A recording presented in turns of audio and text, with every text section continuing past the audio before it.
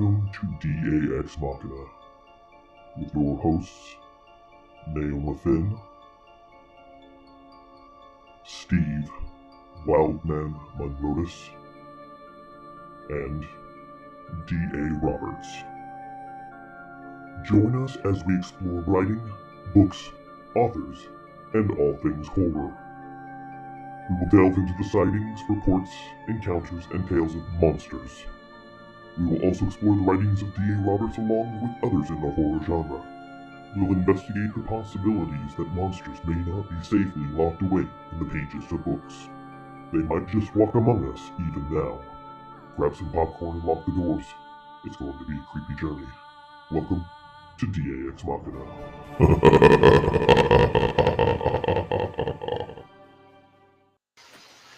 Good evening, folks, and welcome to another edition of DAX Machina. Hope everybody's doing well tonight. We're happy to have you guys here. We've got a full house tonight.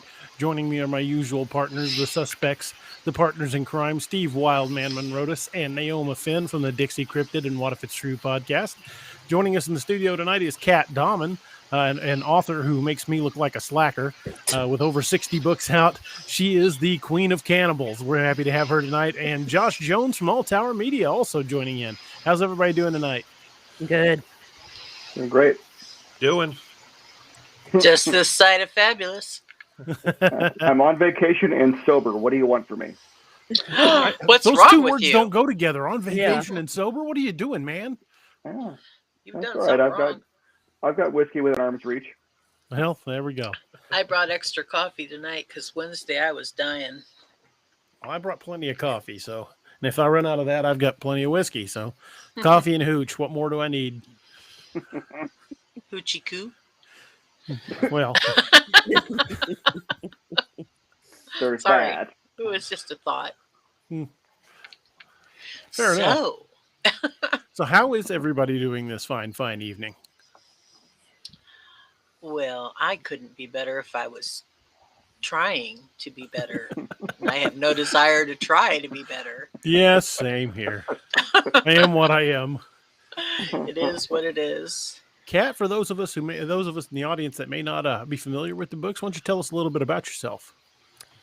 Well, I started out with zombies and went to horror and have done science fiction and historical horror. And then I went back to my roots with true crime. And that's where I am right now is digging up true crime.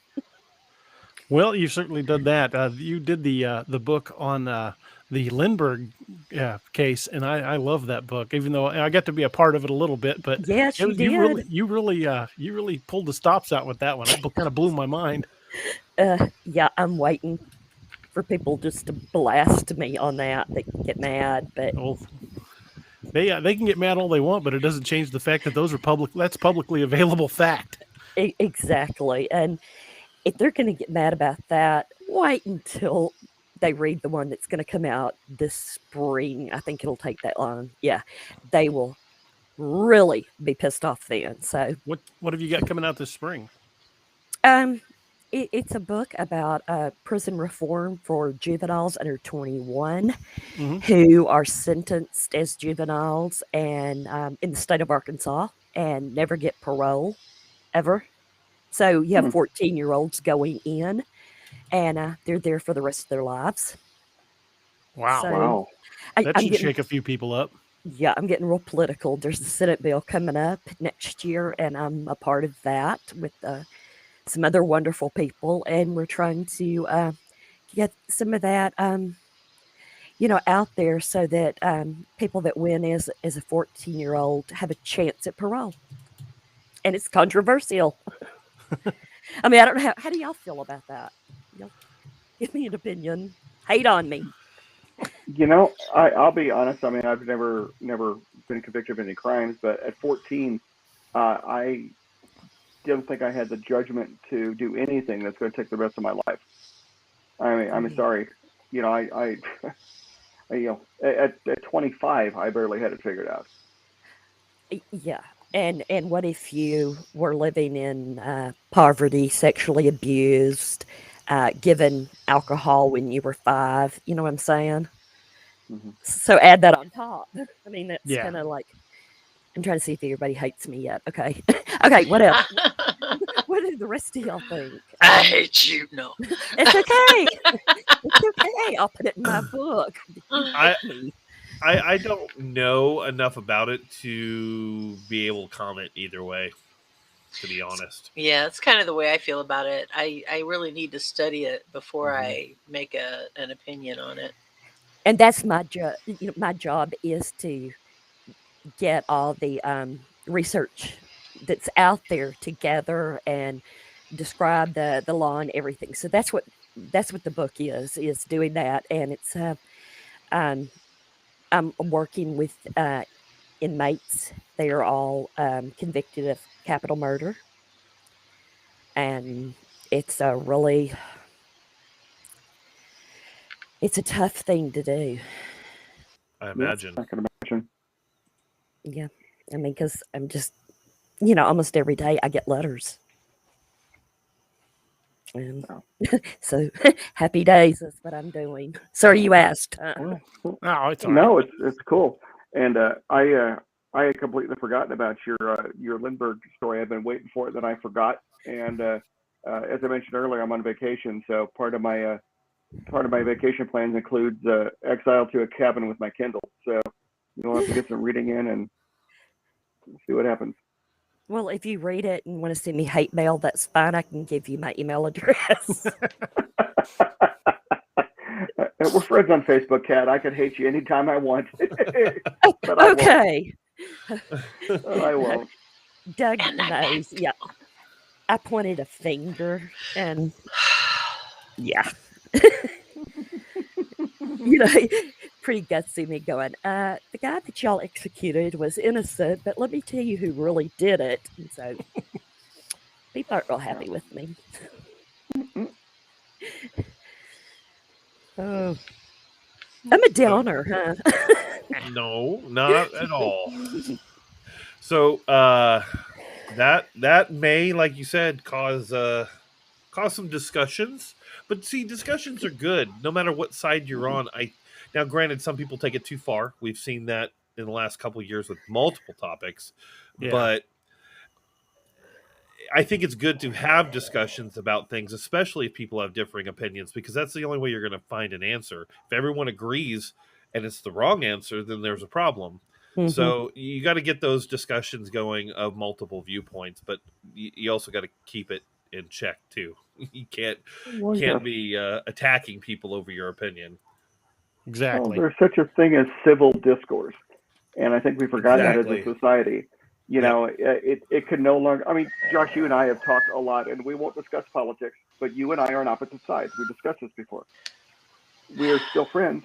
We disagree on certain things, but it's never, I disagree, I hate you. Yeah. Right. It's, we disagree. It's okay. And the more we if talk somebody about wants it, the to more hate me, there's plenty of reasons besides politics.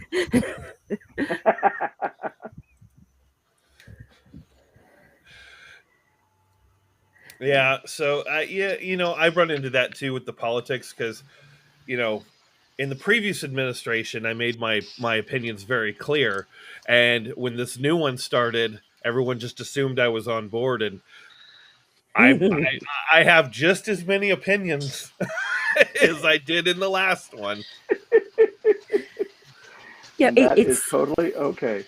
It's a weird thing. Like, I thought that, me going with this book, and I posted something on Facebook about, how you define right and wrong and minors and all that.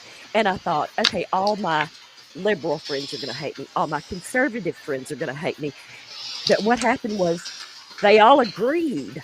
And so they made the comment today that they had never seen anybody post such a bold thing like I did and have everybody agreeing, no matter what they're right. And I thought, it's not one person was in a fight, not even one. That's awesome. Well, speaking of politics, a lot of them are like vampires. Very much so.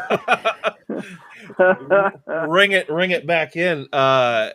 Mark, just kindly acted as a conductor and realigned the we track did it. for us. Well, couple of quick Yeah. announcements before we jump into vampires. It was made official, and I haven't announced it on the show.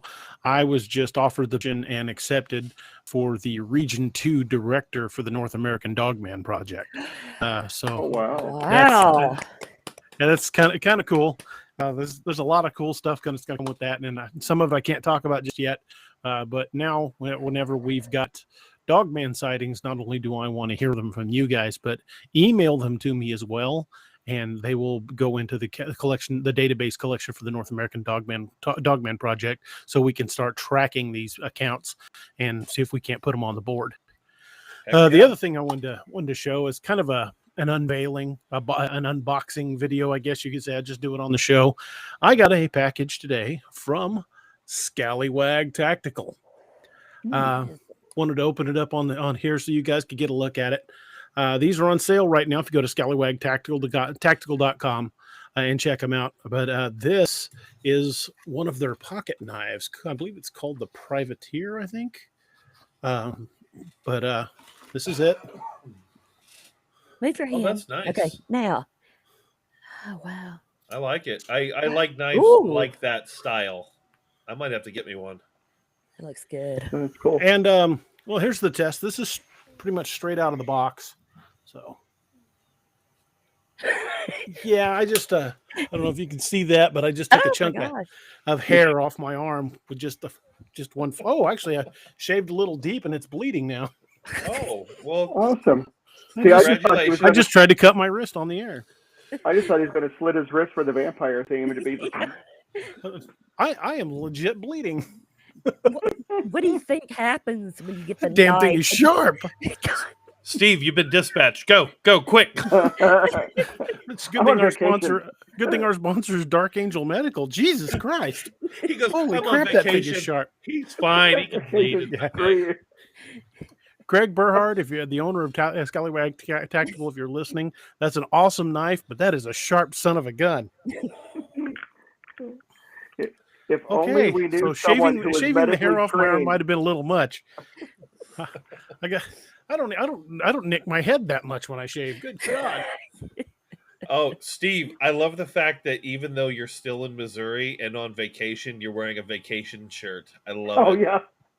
Well, I was telling DA when I first came on, I love wearing Hawaiian shirts. And when I went on my honeymoon to the Caribbean a few years ago, my mom bought me this Hawaiian shirt, and I swear to God, the thing's made out of like satin. It is the weirdest, creepiest shirt ever, and the loudest thing I own. I'm like, I need to wear it on this show. Absolutely. Let's see. You got a couple questions in there. Oh, yeah. Yeah. Avery, the Big Billy Dinosaur and Dad, where are you on the next audiobook? Cam Buckner is working on the Codename Wild Hunt series on audio, and hopefully he'll have those done very soon. Naoma is working on the Lakeview Man series, and hopefully he will have Lakeview 2 done fairly soon. We have Matt Roper working on the Apex Predator series. A friend of mine named Allison, she's doing the Ragnarok Rising series. And in the audience tonight, we have Sal Passos. He may actually be doing the sci-fi series. No. He got set up on ACX today, and I've got to get the stuff uploaded. But I think if the audition goes well, I think he may be the one that's going to be doing them. So I'm sorry. Who did you say was doing sci-fi? Sal Passos. Oh, sweet. You remember I threw down the gauntlet last week about if anybody? Well, he picked up the gauntlet. Nice. There she is. She's back. Hi, Naoma. How's it going? It's going. Don't guarantee I'll be here for long. Well, I guess we'll see. I feel like there was another good question in there, and Robert Miller says every knife needs to be blooded. Well, I just blooded that one, by God. Oh, Sean asked, what do you think of the video he posted on your timeline? I have not had a chance to watch it unless it's the video I'm thinking of. Let me head over to my timeline and I will check it out. I might have watched it. I get videos left and right. So, Sean, I apologize, brother. I may have watched it and just not recalling. Let me get over to Facebook. Actually trying to make this damn thing stop bleeding at the moment. You big baby. Did I miss something while I was gone? Yes, you did. He was Random demonstrating acts of his. stupidity. Yeah. I was demonstrating my brand new pocket knife from Scallywag about how sharp it was, and went to shave And you some proved hair. it. I went to shave some hair off my wrist and took a couple layers of hide with it. Oh my. Yeah, Bleeding he pretty inadvertently good. slit his own wrist. Well, not that bad. I'm kidding. Not like scar worthy, but It was interesting. Huh. He's like, did you really cut yourself? Yes, he did. I know, and he was dropping little hairs. Was he dropping little drops of blood at the same time? Because that'd be appropriate for tonight's No, show. because he didn't realize it, and then he saw it and was like, Oh, he started nice. crying, and you know. Uh-oh. My. He's chumming the water for the vampires. that's right. It's just because I saw her pop up in chat with her new admin. You want to announce that real quick too? Yeah, I was looking at that video real quick. Oh, Sean, yeah, I've seen this video before, and it's just, I think it's just a really big wolf, but it's a legit video. That's a husky that it's running around chasing, but that's a full grown, it's a black wolf. It looks like probably in the 200-pound range, but wolves do get that big. I mean, without it being a dire wolf or anything, that's just a really big wolf. yeah. I think a lot of people don't realize that actual pure-blooded wolves are massive. Mm-hmm. Mm-hmm. Yeah. I had one that was a timber wolf, and my first wife and I owned it. And when he was full grown, he was 165 pounds. Wow. Yeah. Wow. Werewolf wants to know if I need some field help. Just gotta keep pressure on it. Is it still bleeding? Yes. Let's see how that Dark Angel medical kit of yours works. Give us Well, that's for trauma, not like this is like a big Band-Aid. It's really all it is. It's not big. It just won't quit bleeding. I wish I Well, could do cut a the little deeper. stitches. Yeah, see, I can just stitch it right up. Oh, there you go. Well, it doesn't need stitches. I just took a layer of skin off. I don't know if you can see it. Nope. As soon as it starts I bleeding. didn't ask if it needed stitches. I said I could do stitches. Oh, There's a okay. difference. Show it again. I gotta look. Oh, she's got her glasses now. Oh, you big Yeah, he baby. just. Yeah. That is a sharp knife. I think it finally quit bleeding. Well, it's now down to oozing. So I Well, can you live know with it's that. a sharp Yeah. knife when you couldn't feel it at first. I That's always a good didn't know sign. it was cut. Yeah. Yeah, that thing is wicked sharp. Nothing hurts like Yeah. a dull knife. Hey, Yeah, I've got look a- how sharp this is. I'm gonna cut myself open on live stream. You could Just do but a, a scratch. yeah, an infomercial. It's only a you flesh know. wound. I've had worse. Oh man. You Here need we my go. little silver nitrate pin that I've got here, the little styptic. I Yeah, got yeah. it for like shaving cuts. It burns like a bitch when you. I've got some. Ooh. I've got some of that Shaving. liquid Band-Aid somewhere. That stuff does a pretty good job. Listen, pour a little salt on it. That'll make you feel better. Or whiskey. I get some Clear hand sanitizer. nail polish. Yeah, Nail that, There you go. that Duct Yeah. nail tape. polish remover. I would almost do that on a dare. Put hand sanitizer on it. Okay, I dare you. I'll play along. You are dared. Double dog dare. Yeah, I think it's gonna take more than that. I double dare you. Oh, you double dare me? If you were here, I'd put some Dermabond on it and call it good. I triple dog dare you. Oh, You know- this is only 62% alcohol, so it's not gonna be that bad. Okay, here we go. I would also like to say that Adam did a fantastic job on the updated background. That lightning and rain looks. I love freaking the lightning. I That thought it kind of was burns. Cool. That burns just a touch. We will see. So we bit of a bird. It's gonna burn like that crappy whiskey we bought, Steve. Oh Lord! I can't remember what it was, but it burned all the way down, and it burnt You're my gonna teeth, shed it a- burnt my lips, it burnt my gums, it Burnt burnt coming everything. out. Shed a few, Yeah, shed a Steve's few over here writer's going. tears. Take a gulp of it and eat. What? It's really good. Oh yeah, aged a week.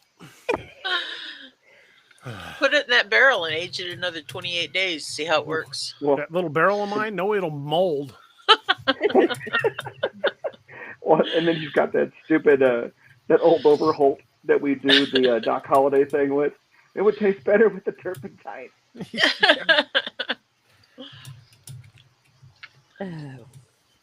Oh, Good old writer's tears. See, where we screwed up is we didn't drink it on ice. Because, Apparently, according to Jonathan, that helps. Yeah. The kind Jonathan Mayberry explained the proper way to drink that stuff. Yeah, Josh that's is, because it dissolves the ice into water instantly. Yeah, and waters it down so the burn isn't quite so bad. Yeah. Josh is posting in the chat room to congratulate Patty Gonzalez, our newest moderator for the chat room. Patty, thank you for accepting the position, and we're glad to have you. Thank you very much. Yay, Patty! I was waiting for to hear a voice. Oh. D8, since She's with Jonathan you now. Mayberry's name was brought up, you need to slide it in right fast about what he's doing with Hag. Oh, you go ahead. Go right ahead. You brought it up. No, you. No, you brought it up. Come on now. Okay, so I'm still trying to staunch the bleeding. D8 is president of the Horror Authors Guild. He and I founded it, and this year we're having our very first awards, and it has already gone to the jury, which DA needs to read the contents of the stuff because he has to vote. But anyway, the finalists have gone to the jury, and on November the 1st, we are going to do awards live, and Jonathan Mayberry is going to present the best novel of the year. Oh, wow. And so I'm excited. That's pretty awesome. There's independence, there's traditionally published, it's really exciting. So Horror Authors Guild has really taken off from just the conversation Kat and I had a couple of years ago. The last 6 months, boom. It's gigantic. That's pretty cool. So we're excited that's to have pretty Jonathan awesome. do that. Yeah. Well, he's such a great guy. He's as big a nerd as the rest of us, if not bigger. And he's pretty down to earth. Yeah. Well, he accepted immediately, to do the best novel. And I thought, how exciting is that going to be for somebody to get that award? Of course, virtually, you can't be there, but still, how exciting is that? Oh, yeah. I mean, yeah, to get an award from Jonathan Mayberry, that's huge. Yeah. Well, when you get a book that's won things like that, your sales can just take off, and because that'll be something, that the person gets to use forever, even the finalists. So that's really cool. Yeah, I'm excited for him. Heck yeah. So DA has to read and look at things, though. He's not going to sit there and cut himself. Well, we got to make sure do he anything survives to get out of something. This near miss he's had here. He's not dead yet. He's getting better. It's only a flesh wound.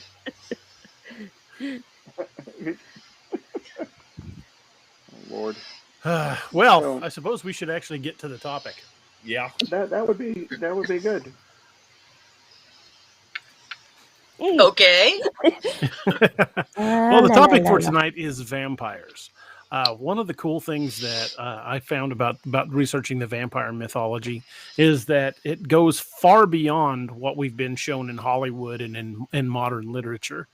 There's certain modern literature I will avoid talking about because I hate it, but that's beside the point. Vampires don't sparkle, so we'll leave it at that. I sparkle. But the the vampire mythology we're going to be concentrating on is the more traditional vampire lore, not just from Romania, but it occurs around the world. There are Chinese vampires, there are Japanese vampires, there are vampires in ancient Egyptian lore dating back to Mesopotamia. So the vampire lore runs deep, and it's not just limited to the European model of the vampire. So we're gonna kind of jump into that tonight. And Kat, have you done vampires in your books before? I know you've got a bunch of books. Yeah, I did one that Helen of Troy. I had her as actually a vampire, and that's how she was the most beautiful woman and stayed so young and gorgeous and everything. You know, it kind of makes sense. Yeah, it's fun. But I don't do a lot of vampires. I don't either. I've kind of mentioned them a little bit, and I've got a couple of characters that are vampires, but I've never written just a pure vampire book. I'm not sure that it's something I'm going to jump into anytime soon, but who knows? I mean, you know, where the stories take me is where I'll go. I know a couple, but I'm not a big fan of them. They kind of suck. Oh, I I agree. That was funny. The vampire is a Roomba. I like Elizabeth Bathroyd. Does she count? I mean, she was really a serial killer, not a vampire. I think technically, yes, she would count. I like her. Do you want to talk about her? She's cool. Well, she was. I mean, she's been dead for 500 years, but yeah. Or is she? Well, that's a good question. She may not be. Very well may not be. Yeah. I don't really know a whole lot about her other than she was a countess. Mm-hmm. She had a dim-witted husband who gotta love those dim-witted men. Anyway, she basically took power of their little area of the world, and she thought it was very important to remain young and beautiful, and she did that by inviting the young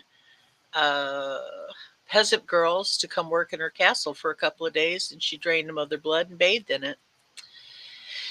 And then she ran out of peasant girls, and she started taking in the nobility's daughters, and they got all pissy about it because their daughters were not coming back.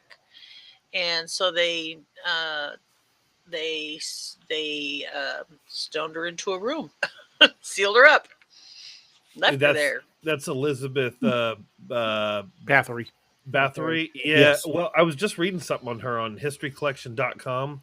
They're saying that the bathing in blood is actually now considered a myth. They uncovered documents from 1817. Out of 300 witness statements, no mentions of blood bathing was mentioned. It was a single person named Laszlo Turovsky. He's the one who started a Jesuit scholar started the rumor, and supposedly she didn't actually do it according to the witness accounts. And let's also go into as long as we're going to go there, we may as well also point out the fact that she was a powerful woman at a time, like we're not at that time still, but she was a powerful woman when that was a very bad thing to be, and no matter what she did, she was going to be seen as evil. Yeah. Right. Yeah. And let's be honest, especially at that time, but throughout history, not to debate church or whatever, but the church was notorious for silencing women for many, many years. Oh, yeah. And at that time, I mean, it not with just the women, but with the men as well. I mean, if you disagreed with the government mandated view on things, you were heretical. There was, they would find you were a Satan worshiper, or you were a witch, or you were, doing naughty things with a statue. There was always some kind of. Well, I would read the trials of the Knights Templar, for God's sake. Look at some of the stuff they were accused of. Oh yeah. I was reading that recently because I was interested in. I was like, where do they even come up with this stuff? I want to know, when somebody is excommunicated from the church, is it like that scene on Star Trek and the Klingon High Council when they do this and turn their back on them? Just a council of cardinals discommending them. You just got one guy going, oh, man. Oh, crap. I just got kicked out of the club. I guess I'm gonna go. You're like, fine. Here's my ring and my pin, and here's my robes, my collector's cup. I'll even try to forget the secret handshake. I don't think people get excommunicated anymore, do they? I don't know. I couldn't tell you. I'm Catholic, okay? You see, so I'm sitting here going, "Oh, what does happen? I've never seen it happen. Now I'm curious. I'll find Something out." to look into. Yeah, The excommunication of Cat Dom. yeah, Great new title for a book. And I'll go, "Y'all are not gonna believe what they did to me. I found out." Yeah. Well, supposedly Fidel Castro was excommunicated. Huh. Supposedly. Yeah, he's sorry. The editor in me just jumped out. Yeah, supposedly. Not supposedly. No, supposedly. Yeah. So was John Wick. John Wick. John Wick. He got thrown out. I got thrown out of the out of the club, and they were all trying to kill him. Excommunicado. Yep. Yeah, supposedly. Now, damn it. I know what it is. Love you, Josh. It's halfway down through here. It changes. Like I see it in my head the right way. Yeah, Fidel Castro was the last one to be like officially excommunicated. Before that, it was Martin Luther and Henry VIII. So it doesn't happen very often. Wow, we know it. I am Henry VIII. I am. Of course. Maybe it happens all the time and we don't know. DA, I sent you a link to something. I mean, people that maybe aren't into vampires might be into the Stoker verse, which is like the universe. I mean, carrying it on. Oh, cool. Nightfall Games presents the Stokerverse role-playing game. And there's books and everything. Cool. Josh, I'll send that over to you so you can check it out. Yeah, they're members of HAG. Yeah. Nice. I didn't know that. Yeah, isn't that neat, though? That is really cool. Uh-huh. See, you never know. Werewolf's comment. What you say? Where are you? It's the one on the screen. Oh. Only a flesh wound. I've had worse. Yeah, I've taken your arm. What is the next? I can't remember. Yes, I have. There it is. Oh, it's not a scratch. No. We can't go down this road. Yeah. I've been playing the dance number from the from what is it? Jeez. It's a song and dance routine from a really funny movie. History of the World. Yes. Part 2. The Inquisition. The Inquisition dancing. Yeah. I know every word. Yep. Well, do it for me because that's what's been going through my mind. How do you think she heard her life? Down the rabbit hole we go. It is a very funny song. So, it is. Since we have a kind of a diverse and colorful panel tonight, when you guys think of vampires, like, what writer's interpretation comes to mind? Like, where do you focus on the vampire legend? Stoker or Rice? So I was hoping Rice was going to be. Rice is kind of my kind of textbook vampire. The Bram Stoker's interpretation is creepy in itself. That's a pretty wild. That whole universe there with Dracula and Mary Shelley's Frankenstein and some of this other stuff. The portrait of Dorian Gray and things like that. Mm-hmm. I like I have a kind of a connection with Bram Stoker. I kind of connect with Bram Stoker because I was in theater for many years, and I did community theater in a park a couple of times, and I was bored. I was tired. There were a lot of mosquitoes. I yawned, and I got called Renfield for the rest of the summer.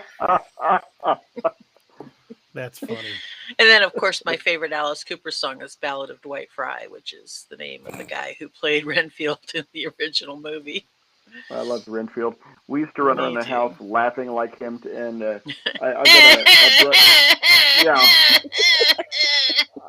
I've got a brother who's got cerebral palsy, and for whatever reason, he'll get so tickled about the silliest things, and we would laugh like Renfield, and he would squeal and laugh, and that was the funniest thing he ever heard. And so, I mean, to this day, I'll go to visit my family, and he's in his 40s now, and I'll do, and he just loses it, and I love Renfield. He's my favorite. He likes eating spiders. Yeah, that's the only thing I don't like about him. Why should I eat flies just for puny things? Now I could have nice spiders. Yes. I ordered a book about 2 weeks ago. It's called The Vampire Lectures, and I can't wait to crack into it. It just arrived today. I mean, the UPS dropped it off about an hour before I started prepping for the show. I'm like, oh, so much for reading this before the show tonight. But it looks like it's going to be a pretty good book. It's filled with a lot of historical lore.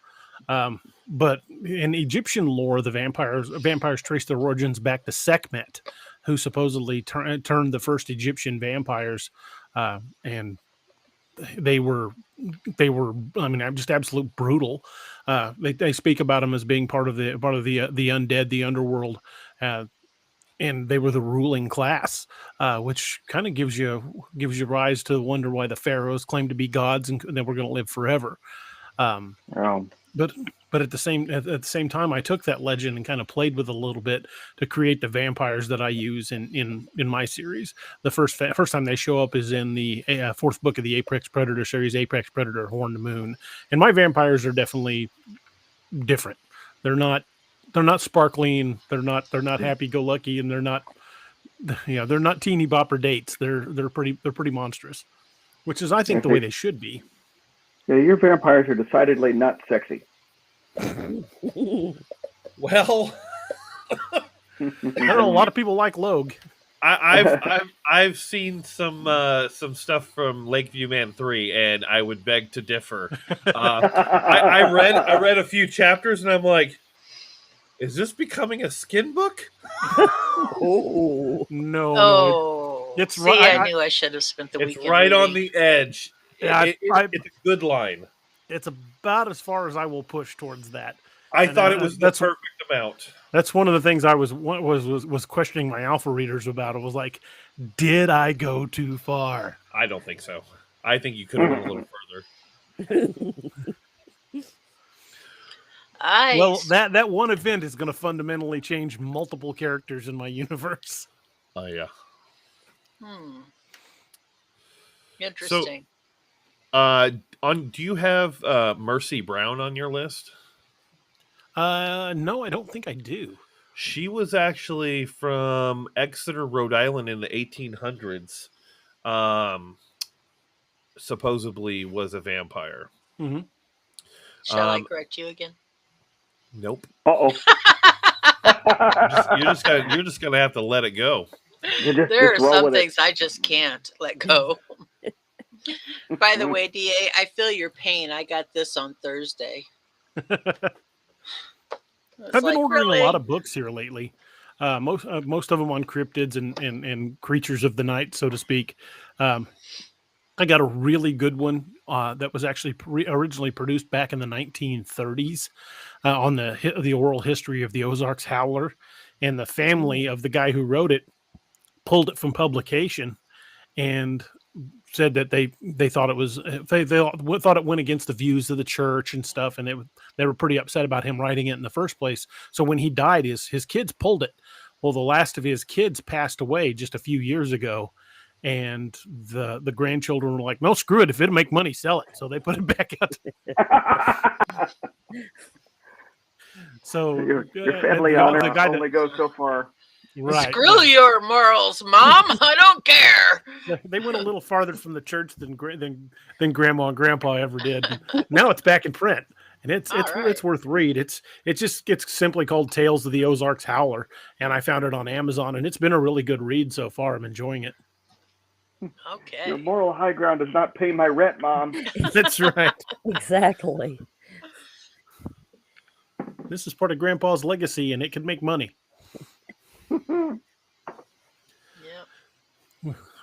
What most people think of when they think of the model of the modern vampire is the Bram Stoker model. They think of Vlad Dracula, which, if you're familiar at all with the Romanian, Dracul means dragon. Can also mean devil, but for the purposes of the Order of the Dracul, it means Order of the Dragon. And Dracula means son of the dragon, and that's where Vlad got his name, because his father was known as the dragon. He was the prince of a small principality called Wallachia, and they were about to be wiped out by the Ottomans. So, do I agree with what he did? Not really, but it worked. He lined up, what was it, 2 miles of pikes and put bodies on them, and the Ottomans are like, okay, let's not go in there. I gotta go. Yeah, would you look at the time? We got something to conquer in the other direction. And he didn't care if they were his people or not. He just needed bodies on those pikes to scare away the Ottomans. And my personal favorite story is when the 2 ambassadors showed up, and he asked them to remove their hats. Oh, we can't do that. What are the wraps called? Turbans. There's another word, but anyway, we can't do that. It's against our religion. And he's like, "Well, I'll fix that," and he nailed them to their heads. Cool. Interesting guy. At one point, a group of Wallachian noblemen were plotting against him, and he invited them to a banquet at his hall, ostensibly to discuss it. And he brought them into this big banquet hall, and everybody was seated, and they were served a fine meal. And while they were all sitting around waiting for him to return to talk about all their issues and the reasons why they were upset with him, he slipped out the back way. His men sealed the entrances, and they burnt the banquet hall down with them all inside. Another thing that he did was had a certain way of handling things. He did not believe in beggars. He thought that beggars were wrong, and he would kill a beggar. He didn't care if you were poor and working hard, but if you were sitting on the street begging, he got rid of you. He did not think that was morally correct to beg. So there were no panhandlers in Wallachia. None. A really kind of an interesting story about him is there was a man who came through, and I don't remember what his trade was, but whatever it was, he went to sell his goods to make the deal, and he was told it would be okay to leave everything there. And when he got back, it was all stolen. So he went back to Vladimir and Dracula, and he said,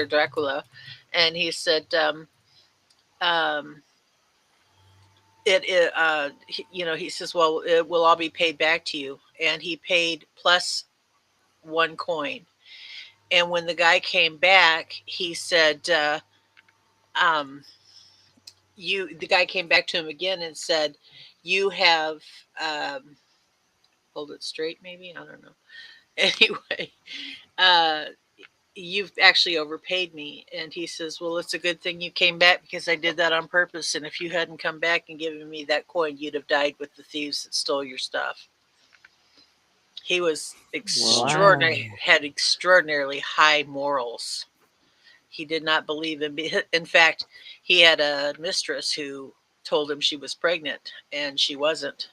And he killed her during sex, which was kind of cool. Those are wonderful, fables as well, that people could, not saying it wasn't true, I don't know, but, that would be something you would sit, and tell your family about, to teach, don't be greedy, be honest with money or whatever. That's kind of what it reminds me of. Yeah, for somebody who was as vicious when it came to punishment, he really did have some tight morals to follow, and he didn't expect. He was moralistic. He expected everybody to follow his morals. What was the name of that book you held up, Nailma? I held it up again. It's Dark Woods. Okay, Dark Woods, Cults, Crime, and Paranormal in the Freetown State Forest by Christopher Balzano. Cool. So, and I got it in preparation for Wednesday night show. I got it on Thursday. Yeah, I got a kind of a coup on that. The gentleman that I was mentioning that I was going to contact and see about having him on the show actually said yes. So he's going to be on the show. Nice. I apologize, sir, but his name just completely escapes me. I do this from time to time. Beans Baxter. He goes by Beans, but I can't think of his first name is the problem.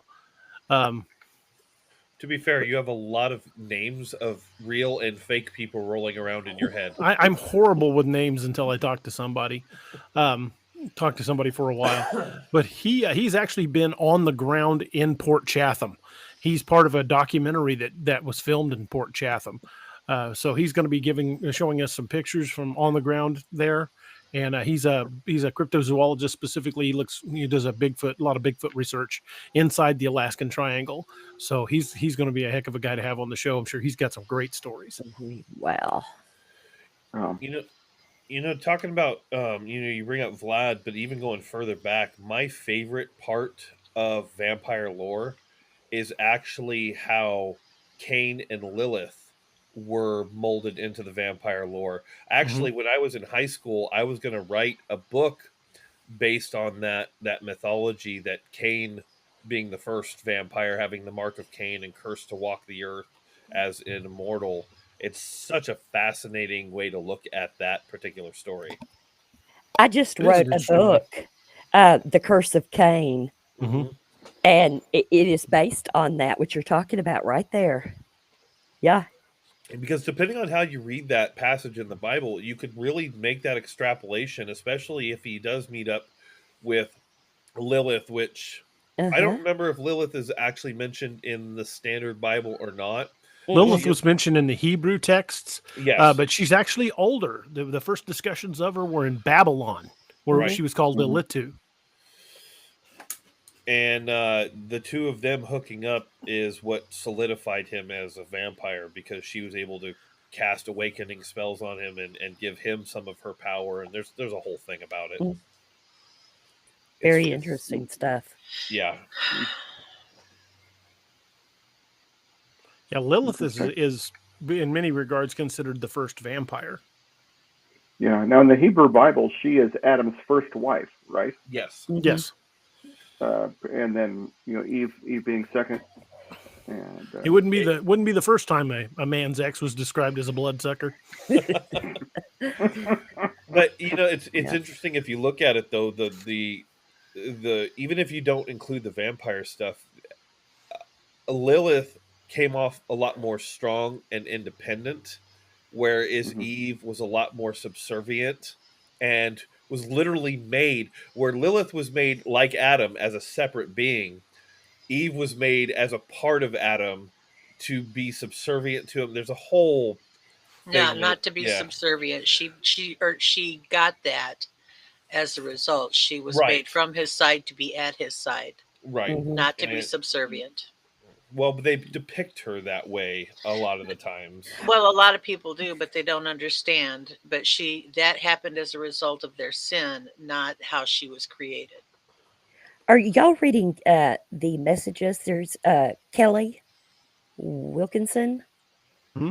Yeah. I mean, we're getting information there. So I was just showing that Hebrew texts. Okay, yeah, the different ones. Yeah. Sorry, I was answering a question from the chat. Oh, I was just noticing all these, things coming up, and look at that. That's right, Nam. You tell it. I love it. I love how Drez is like, Adam couldn't catch a break.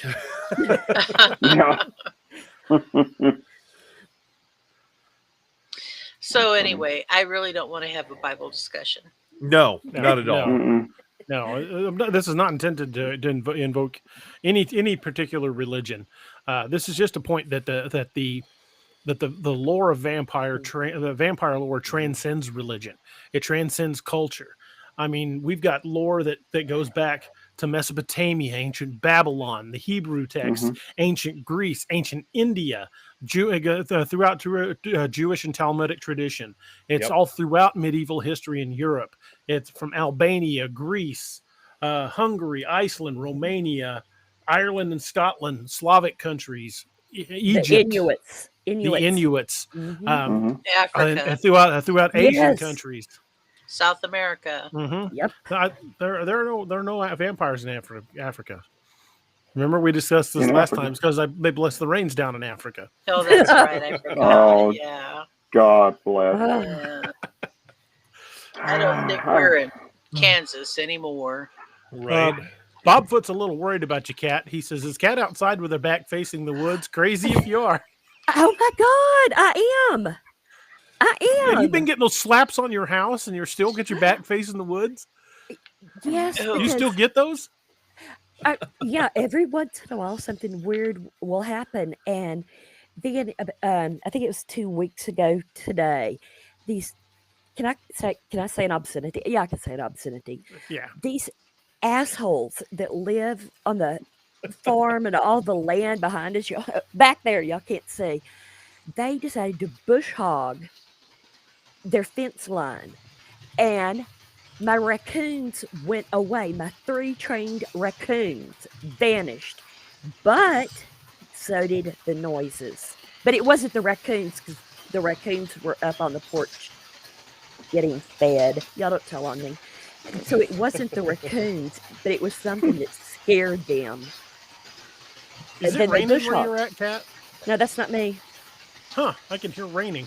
No, that's typing. That's me. Oh, that's fast. Wow. But anyway, yeah, that those is are wicked fast. Those are woods I behind type me. 97 words a minute. Well, maybe I should just dictate my books to you then. There you go. I wasn't even typing 97 there because I was awkward. I was probably only doing about 75 there. Yeah. Well, if we see eye shine flickering in behind you, we'll let you know. Yeah, not a part of the background. Yeah, the background has eye shine flickering in and out of it. But if we see it and it's not part of the background, we'll let you know. Who was now, that? I'm not going to lie to you. As Bobfoot. Thank you. Thank you for caring. Okay, Nama, what were you saying? I was just going to say, sorry, I had to answer that. I was just going to say, if you do get attacked, we're not going to say a damn thing. We're going to record it. We're going to put it on YouTube and go viral and make lots of money. So here's to getting attacked. Okay. I'm here. Take one for the team. Yeah. We will pay for your funeral out of the things we made, as long as you want a cheap one. Thank you. I mean, I'm sitting here all alone so by vulnerable. myself. I am vulnerable. I'm helpless. If we see a shadow move in behind her, it's probably her husband with a mask on. He knows better. Well, he knows better than that. Ever, because I don't play. You know that you mentioned. Oh, go ahead. Sorry. No, I was going to say I will hobble as fast as I can into the house and get a gun and hobble back as fast as I can. You know, you mentioned all those like different histories of vampire-like stories. It's interesting because you start comparing that to other stories like, Bigfoot and UFOs. You have all this documented history going back. It's hard to discount disconnected cultures having the same stories. Yeah.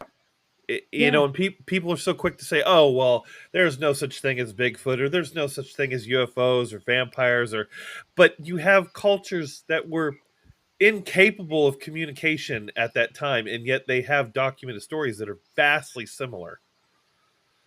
Yeah, that's the thing that fascinates me, especially about the vampire. I mean, of all of it, it does.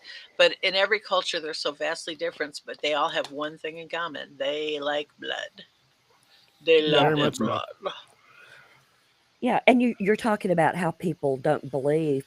I'm old, I admit it, but 20 years ago, people did not believe there was such a thing as sex trafficking. oh, Yeah. that's that's just a a story Urban people legend. tell. Yeah, Right. yes, Urban legends, yes. but it's true. Mm-hmm. Yeah. Mhm. So how many other things do people say? Well, that's not real. Yeah, Very I much I so. actually I do one thing girly and one thing only, and that is I have my nails done every 2 weeks. It's a big deal for me, but I will not go to certain salons because they're known to be sex trafficking salons, human trafficking, and that is all over. Where I'm from, I'm down here in Tennessee, but in Kentucky is one of the worst states in the union for it.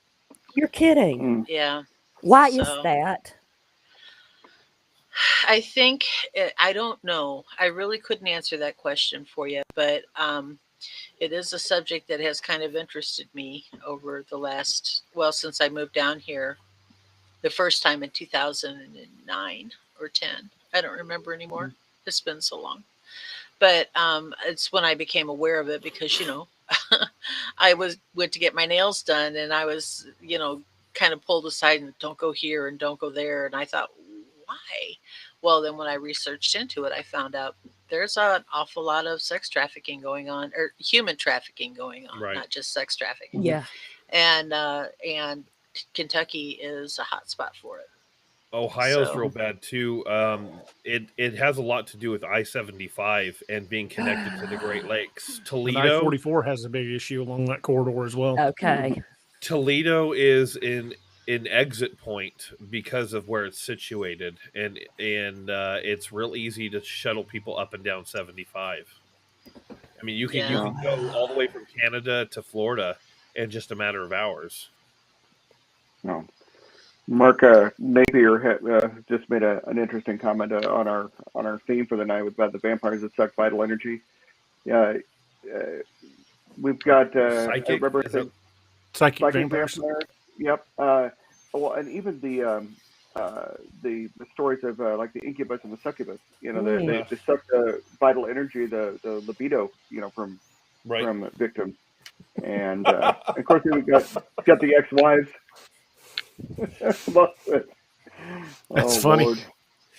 I know it's a comedy, but I love how they portray psychic vampires on What We Do in the Shadows. I don't know if you've ever seen that, but God, listening to him talk, even just being an actor, it's like, oh God, just stop. Cat Bobfoot says if you see a big black hairy arm wrap around her head, drag her off. Make money on me. Make money. Werewolf something says an nice for you. attack would make the night. So yeah. Yeah, the Strigoi. Those are fun vampires.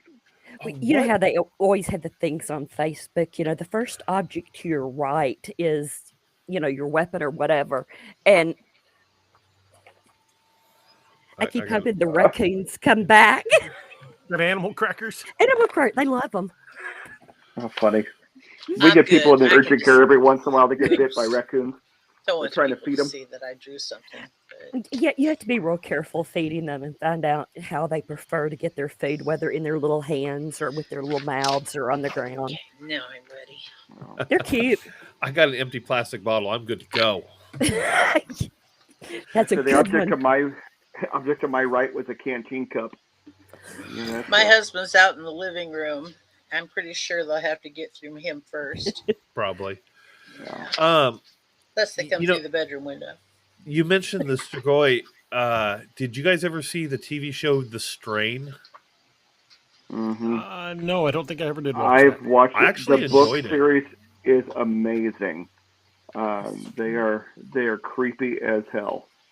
It's a vampire-based TV show on FX that it's kind of like a disease to humans, but they end up becoming vampires. But there are actual ancient vampires on the show. There's a hunter that's lived for quite a while who's really, I don't know. The whole thing is fascinating. I love how they show that the disease is like a microorganism.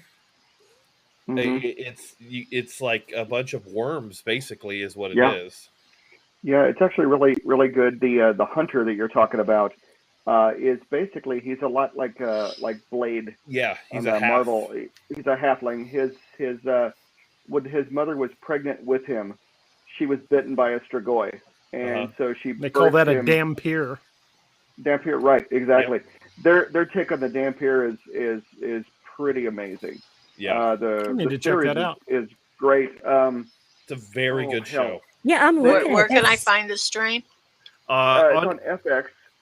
You can watch it on Hulu. Hulu, yeah. Yeah, Hulu's got it. The actor that played in the Dresden Files, he played the Yellow Jacket on the Marvel films. Corey Stoll. Corey Stoll plays the main character in there. Yep. Kevin Durand, the guy that played Fett, was probably one of my favorite characters. Kevin Durand, the rat catcher. Yeah, he was amazing. Yep. Very good, very, very cool, because it kind of follows almost like, say, like The Walking Dead, where there's it becomes very post-apocalyptic, but just in the area where it's happening. They like section off. Was it New York or Chicago? It was New York. New York, but it's happening all over to different parts of the country, but it's really cool. Yep, David Bradley plays a guy named what was his name? Subtrakian. Abraham Subtrakian, yeah. Yeah, Subtrakian. He was at a was a Jew. I think he was an Austrian Jew at a concentration camp, and the Nazi guards that watched over him were strigoi. Yep. And so it's pretty fascinating. They're creepy as hell. Yeah. In the Romanian legend, there are two types of vampire: the moroi and the strigoi. The strigoi are a living vampire, and the moroi are an undead vampire. That might have been what the council was in the strain, maybe, because weren't they considered undead? Yeah, the ancient ones. Yeah. So, I don't know. It's a great series. I think it made 4 seasons, and it's based off of 3 books. Yeah, it's made off of 3 books, and the books are even better. Yeah, it's fairly typical. Yeah, but that's Del Toro. I mean, Del Toro wrote on the series. Yeah. Wow. Yep. That's enough to Del Toro. me. Yeah. So I highly recommend it, watching it if you're into vampires. And I love that the angle that they go with is something completely different that you don't normally see in vampire lore. I like when they do something new with the legend. That's always interesting. Well, they do a really good job with it. They weaponize silver in the story, and it's a lot more modern take on it. It's a lot like how you use silver and the consecrated ash in your stories. You know, it's more of a toxin than a holy item. Like with the strigoi, crucifixes don't do anything. Mirrors, aren't an issue. It's the actual silver and UV light. Yeah, seem to be the weak points for the strigoi. Bobfoot says, I had a friend that got grabbed on the thigh by a Bigfoot. Crazy story. Did he slap him or scream? I got felt up by a Bigfoot. I don't know. Okay. I would scream unless the Bigfoot said, "Hey, baby." Then he'd get slapped. Puts on a little Barry White. Hey, baby. Hey. You like Thin Mints? I'm not kidding. If a Bigfoot comes at me going, "Let's get it on," we'd be getting something on, but it wouldn't be a romantic night. Okay, I liked From Dusk Till Dawn. Yep, that was a good one. That is my movie. The series wasn't bad either. Okay, I missed something. What? Hotel Transylvania. It's a cartoon. Oh yeah, with Adam Love Sandler. It First Bite. Love It First Bite. Renfield, you idiot! Isn't 11 First Bite the one where he says, "Children of the night, shut up"? Once Bitten is also really funny too with Jim Carrey. Which one? Oh, Once Bitten. Oh, that was hilarious. Yeah. I remember that. Sal says League of Extraordinary Gentlemen. League of Extraordinary Gentlemen was good, but I don't know if you've read the comics. The comics were way, way weirder. Like at one point in the comics, the Invisible Man got raped to death by the werewolf. I mean, it was Whoa. The comics when that really got happened. dark fast, which is probably why they didn't make a sequel to it, because after that first introductory graphic novel, they got really, really graphic and really, really weird.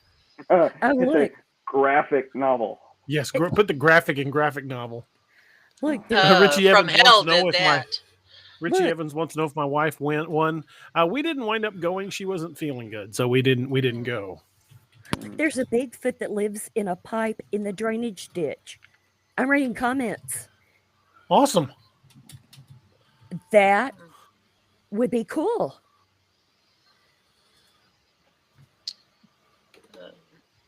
I want a drainage ditch with a Bigfoot in it. Yeah. Dresden says the concept of vampirism from the book Blind Sight was interesting. Have not read that. Who was that by?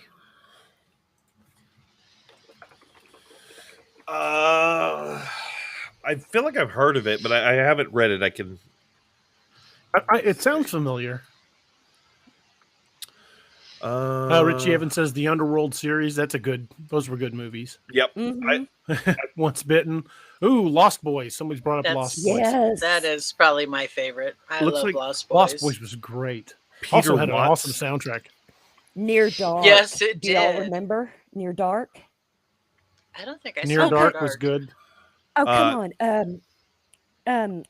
What was her name? Sidewinder? No, what was it? Rattlesnake. It's the actress, and she's a vampire, and somebody's looking it up, but she was in Aliens. Hey, has anybody ever mistaken you for a man? No, what about you? Oh, You know who I'm talking about? I know who you're talking about. She's wonderful. Yeah. I just can't. S. Dresden says Fright Night. The original or the remake? Because they're both good in different ways. The first one was good because it was just well written. The second one was good because it had Colin Farrell in it. Mark's brought it up a couple times. Dracula 2000 wasn't terrible. I like how they went with the Judas curse on it. That was kind of neat. How they I included haven't the seen silver. Dracula 2000. It's Christopher Lee is just amazing as Dracula. Yeah. I love Christopher Lee. Where did everybody go? Who moved me around? What I happened? did. I'm sorry. I hit the wrong button. No, which is the one with the Bon Jovi guy? There was a Bon Jovi werewolf. What is Bon Jovi? It was somebody with long hair that made music or something. Oh, come on. that I'm narrows Somebody it with down. long hair that made music or something. that might have been a extracurricular dream, maybe. No, it was, no. Ban Jovi. See what difference one letter can make. What's his name with the face? You know. Vampires Los Muertos. Yeah, he was a vampire hunter, wasn't he? In that Is that what it was? Vampires Los Muertos. I Okay. like it. Because for a minute there, I was like, Richie Sambora. Ooh. No, it's a fun. Where were I mean, you it's not going a with that, comedy. Steve? I don't know. I'm playing along. I like the Blade movies. The third one is a little weird. I like it only because Ryan Reynolds is in it and he's basically Deadpool in it. Yeah. But I'm looking forward to the new reboot of Blade with him being a part of the MCU just because I'm a big nerd. That's going to be good. Oh, hey, I've got to agree with this. The saxophone guy from the Lost Boys. That was a fantastic. Why was that scene even in there?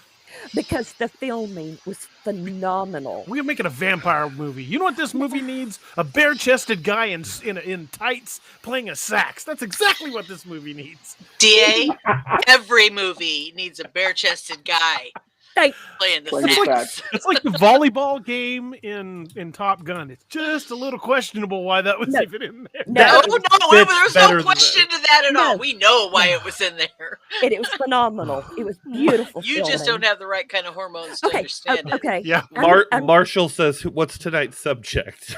vampires. Oh, honey, there is none. Okay, let me ask you guys then with From Dusk to Dawn, when what's her name does her little snake dance. That wasn't needed, was it? No, This was 100% needed. that's what I thought. That's what I thought. Boom. Yeah. Point made. Because Selma Hayek is why. That's all the explanation you need. Bare-chested guy. That's Val all you need. Kilmer. Hey. Yep. I got nothing. Jacob Hayes says, has anyone played the game Soul Reaver for PS1 and Steam? It's nope. it's a vampire game. Nope. I have not played it. I would like to check it out. Though there are loose plans for us to play a Bigfoot game on Halloween, All Tower Media with DA. So, oh, how funny! That should be fun. So let's talk about Selene.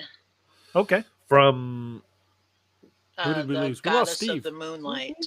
Oh, I thought you were talking about Selene from the movies, the ones we just Underworld. Her name was also Selene. Mm. Yeah. Well, Selene, the goddess of the moonlight, was a kind of vampire. Yeah. Well, I can't think of what her lover's name was. All of a sudden, why is DA sitting so still? He's moving Because he's bleeding. Am I? I'm really pale. I've almost bled out completely. You're totally frozen on my screen, but I'm still moving, right? Yep. Yep. Okay, we're good. Amazing. Yeah, you're moving. Josh, are you moving? Oh yeah, you're moving. Yeah. Okay. Steve's back, I think. But anyway, I heard the intro music. There he is. Yeah, I had a disagreement with Chrome, and apparently just kicked me out all of a sudden. Sorry about that. Steve, check your name. I'm working on it. You came back as me. Now I'm having an identity crisis. Which one of us is me? I am. I'm going to go with the one that's frozen on my screen. You know, there are people who have just tuned in and didn't get to see DA cut his wrist. Yes, slice my wrist open. Yeah, let's I'm do not that going to do again. a replay of that. Yeah. We want to You see got another what wrist. happened. Yeah. I could probably take my beard off with this son of a gun, though. Well, you probably take your chin off too. Try it. It's oh Lord. The Privateer He's by gonna do it Scallywag again. Tactical. No, I'm not. I am most definitely not. That's one of those. I learned my lesson. I bled for 15 minutes. I'm not doing that again. So we finally set the bar. He is not as dumb as we thought he was. Yeah. I just got to find something else to be dumb about. Is all it is. It's debatable. My. So anyway, vampires. Yeah. Yeah. Can we talk about ones we don't like? Sure. Go Aside for from it. the I want to hear all about the sparkles. Salem's Oh, Lot. Oh Salem's yeah, Lot. one of my Those are favorite amazing. vampire. How did novels. we not bring that one up? Salem's Lot actually helped inspire Apex Predator 4, the Horned Moon, because when I was researching the location for it, which is Rockaway Beach, Missouri, it's a little bitty town that a lot of the businesses are boarded up. The town just looks like it's dying. It used to be a resort community.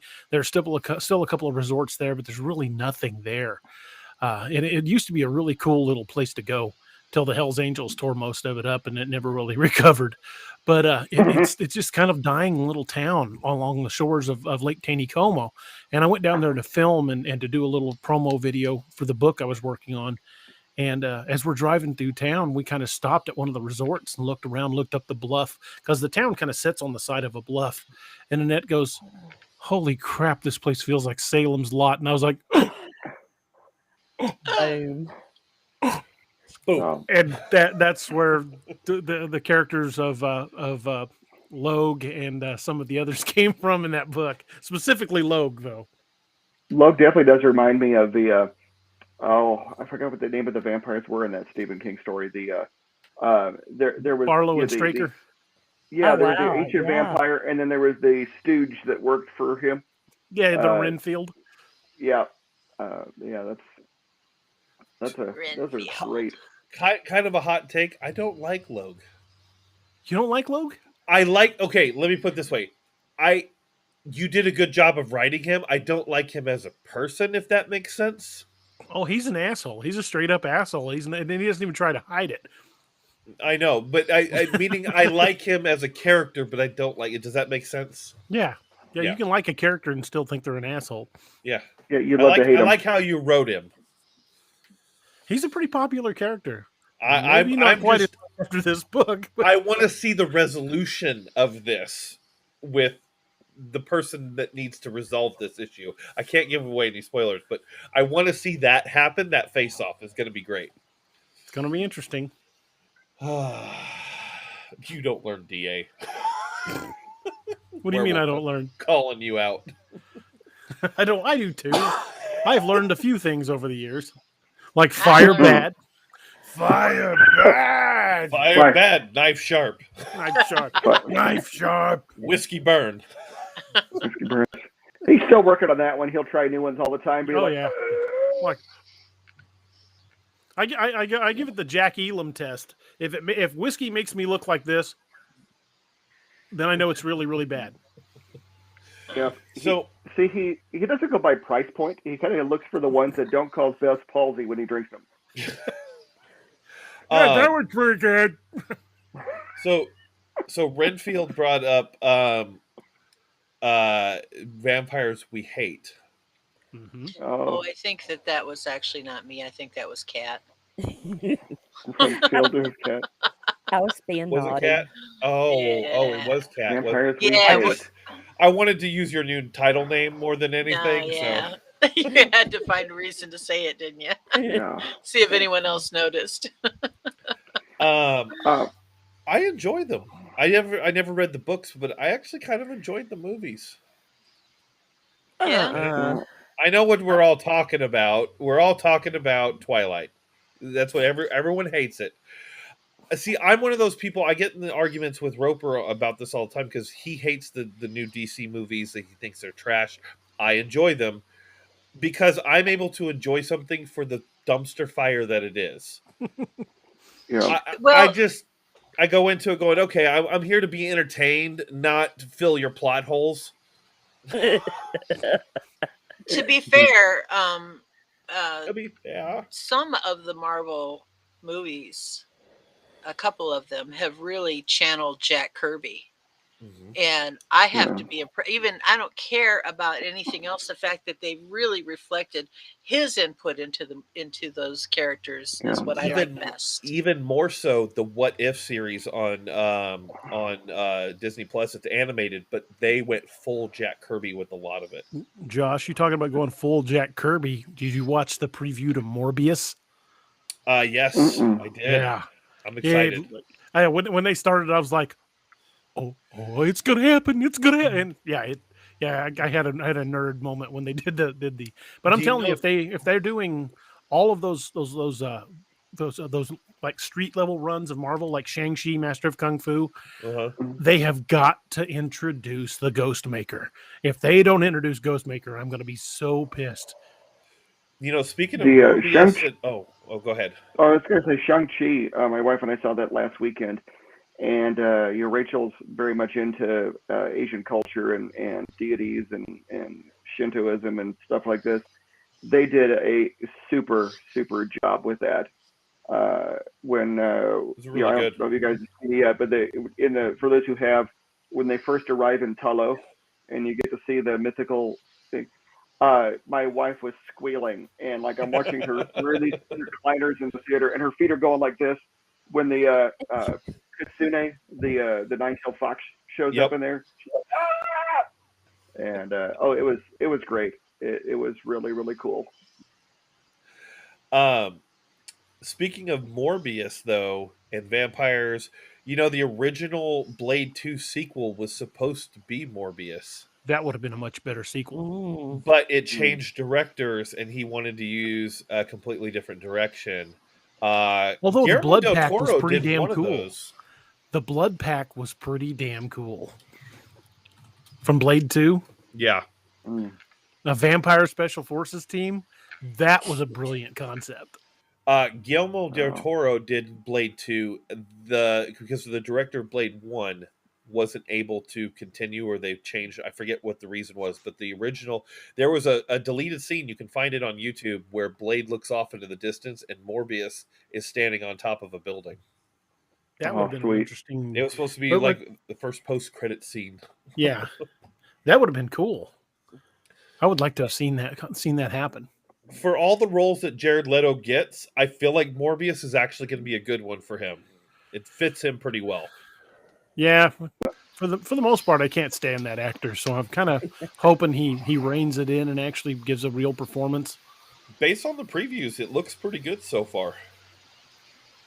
Yeah, but when you put his Joker against Heath Ledger's Joker, it's like, well, sure, but you can do that with all the. They would have had a better casting choice of picking Paul Rubens. I don't know. In the 4 hour, I'm the Joker. In the Zack Snyder cut, where he's in a post-apocalyptic, I think you should let him go. Sorry. Zack Snyder pulled him back for his version of Justice League in the Snyder cut, and he has a moment with Ben Affleck as Batman in the future. That version of like that Joker was very good. Well, because the version I saw, he was just awesome. Meth head Joker. Yeah. Oh no, the one that they put in the post-apocalyptic scene is amazing, and from what I understand, I guess all of his dialogue was ad-libs. Yes. And it was great. He makes some kind of a comment when Affleck Batman sees him. He goes, "Well, if I was dead, then who would give me the reach around?" And I remember just laughing so hard. I was like, only the Joker could pull that off. Yeah. You know. But talking about things we don't like, let's get into Twilight. I hate Twilight. Dresden says Pee Wee Joker. A werewolf. I might have to. I can't use it. I have somebody, but I like that I came up with that. I want to fill your plot holes. That's great. Yeah, that is. I can see Ben Affleck. Ben Affleck. Christian Bale saying something in his Batman voice like, "I am the night," and Pee Wee Joker going, "I know you are, but what am I?" I was gonna say, Naomi, that could be a tagline for your editing business. Let me fill your plot holes. I like it. Yeah, there you go. I should probably use that. That's only if you're editing romance novels. It's catchy. I am totally picturing the iconic Joker laugh with Pee-wee there.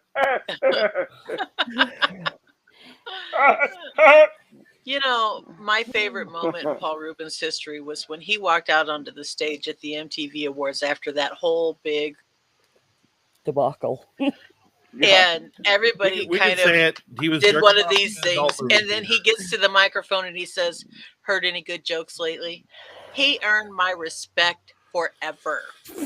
I mean, honestly, that was the best comeback in history as far as I'm concerned. Well, in the first Buffy the Vampire Slayer, the movie with Paul Rubens as the vampire, they stabbed him with the ruler, and he's like, just ham-fisted it. It was pretty damn funny. Did it during the rolling of the credits? He's still over there dying. That was great. To be fair, though, out of all the worst things celebrities have done since, yeah, I think he gets really wasn't that big of a deal. I mean, it's almost to be expected, even though he probably shouldn't have. No, yeah, right. What he shouldn't have done was say, "Do you know who I am?" That was really stupid. I mean, they could have taken him to television house. For God's sake, you should have just looked at him and calmly said, "Why? Do you want me to butter your popcorn?" Oh. Yeah, but I can't help it. No matter what happened, no matter what's happened since, I just thought that was a really great moment, and I was really impressed. Absolutely. I do. There are a lot of like people Paul that could have Rubens. done that. I like Paul Rubens. He's hilarious. Him in the movie Mystery Men, The Spleen. Oh, the Mystery Men was such a great comic book movie. Shall forever be he who does it. A lot of people give it crap, but that is like one of the best comic book movies. I love that movie. It's hilarious. Everyone here really dislikes Twilight, but I've been wanting to ask a question. Is there anything in the movies or books that you do find redeeming? Like, was there anything that was done well or done right? The final credits. I will say that in the Twilight films, when they first were introducing the werewolf pack, the fact that was the first time I recall a werewolf actually being a four-legged giant wolf. You know, when they turned into the dire wolves or whatever it is that they were, I thought that was really neat because prior to that, I'd always seen werewolves looking more like dogmen. You know, bipedal wolf head. That was cool, and I really did enjoy it. And I'll be honest, when the werewolves went up against the evil vampires and were tearing them apart like dog toys, I was laughing hysterically. I absolutely loved it. But I remember I had seen the films before I read the book, so I didn't know the lore behind her Stephanie Meyer's vampires. And so when Edward goes to reveal himself as a vampire to Bella, you know, he's in the clearing in the sunlight, you know, he's unbuttoning his shirt or whatever it was. And I was okay with the film, even though it was kind of brooding and stupid, until he started sparkling when the light hit him. And I remember I was sitting in the movie, and you know, filled theater, and out loud I went, "You've got to be effing kidding me!" when I saw the sparkle. And every tween and teeny bopper that was in the film goes and looks at me, and I was like, because I was expecting him to, like, you know, steam or burn or, you know, something.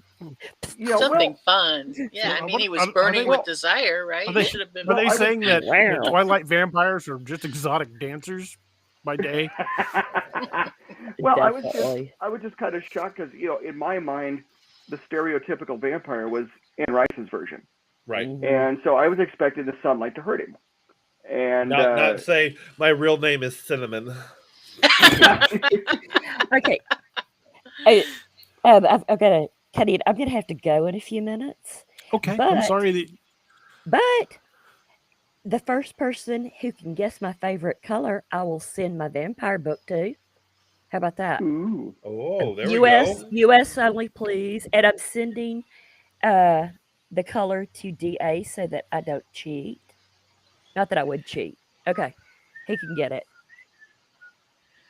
I mean, we can talk, but okay, give me just a second. I will send it to Josh and we'll put it in the bot. Well, a bot really doesn't work that way, unfortunately. Okay. But did Anne Rice go too far about... Oh, Kelly was... That's like my second. Did Anne Rice go too far with the vampire chewing on the tampon? I just want... I don't remember that. Yeah, and... I may have forcibly blocked that out of my mind. In one of the stories... I love the popsicle. I actually do remember that. In one of the stories, Lestat feeds off of a menstruating nun. And I remember reading it going, yep, that's a little much. We have a winner. Bobfoot. Bobfoot got it. Yes, it is Aqua. Yes, it absolutely is. If you look, but Bobfoot is just literally naming every color. Did it sooner or later. Yeah, reward his persistence. Bob is process of elimination guy. Yep, and he got it. He got my favorite color in the whole world. So, there you go. Kat, what's your email address? My favorite color in the whole world is purple. What's your email address so Bobfoot can get a hold of you? You want me to send it to you, or you want me to say it? You can just send it to me, and I'll okay. I'll have Bobfoot contact me. Okay, I mean, I'm sending it to you right now.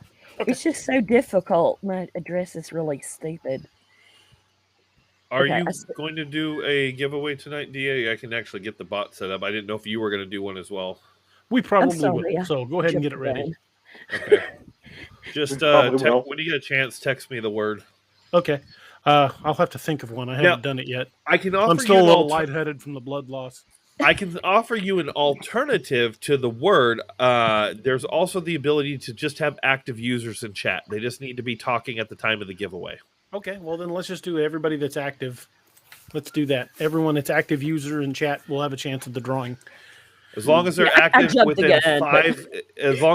within 5 minutes of the giveaway.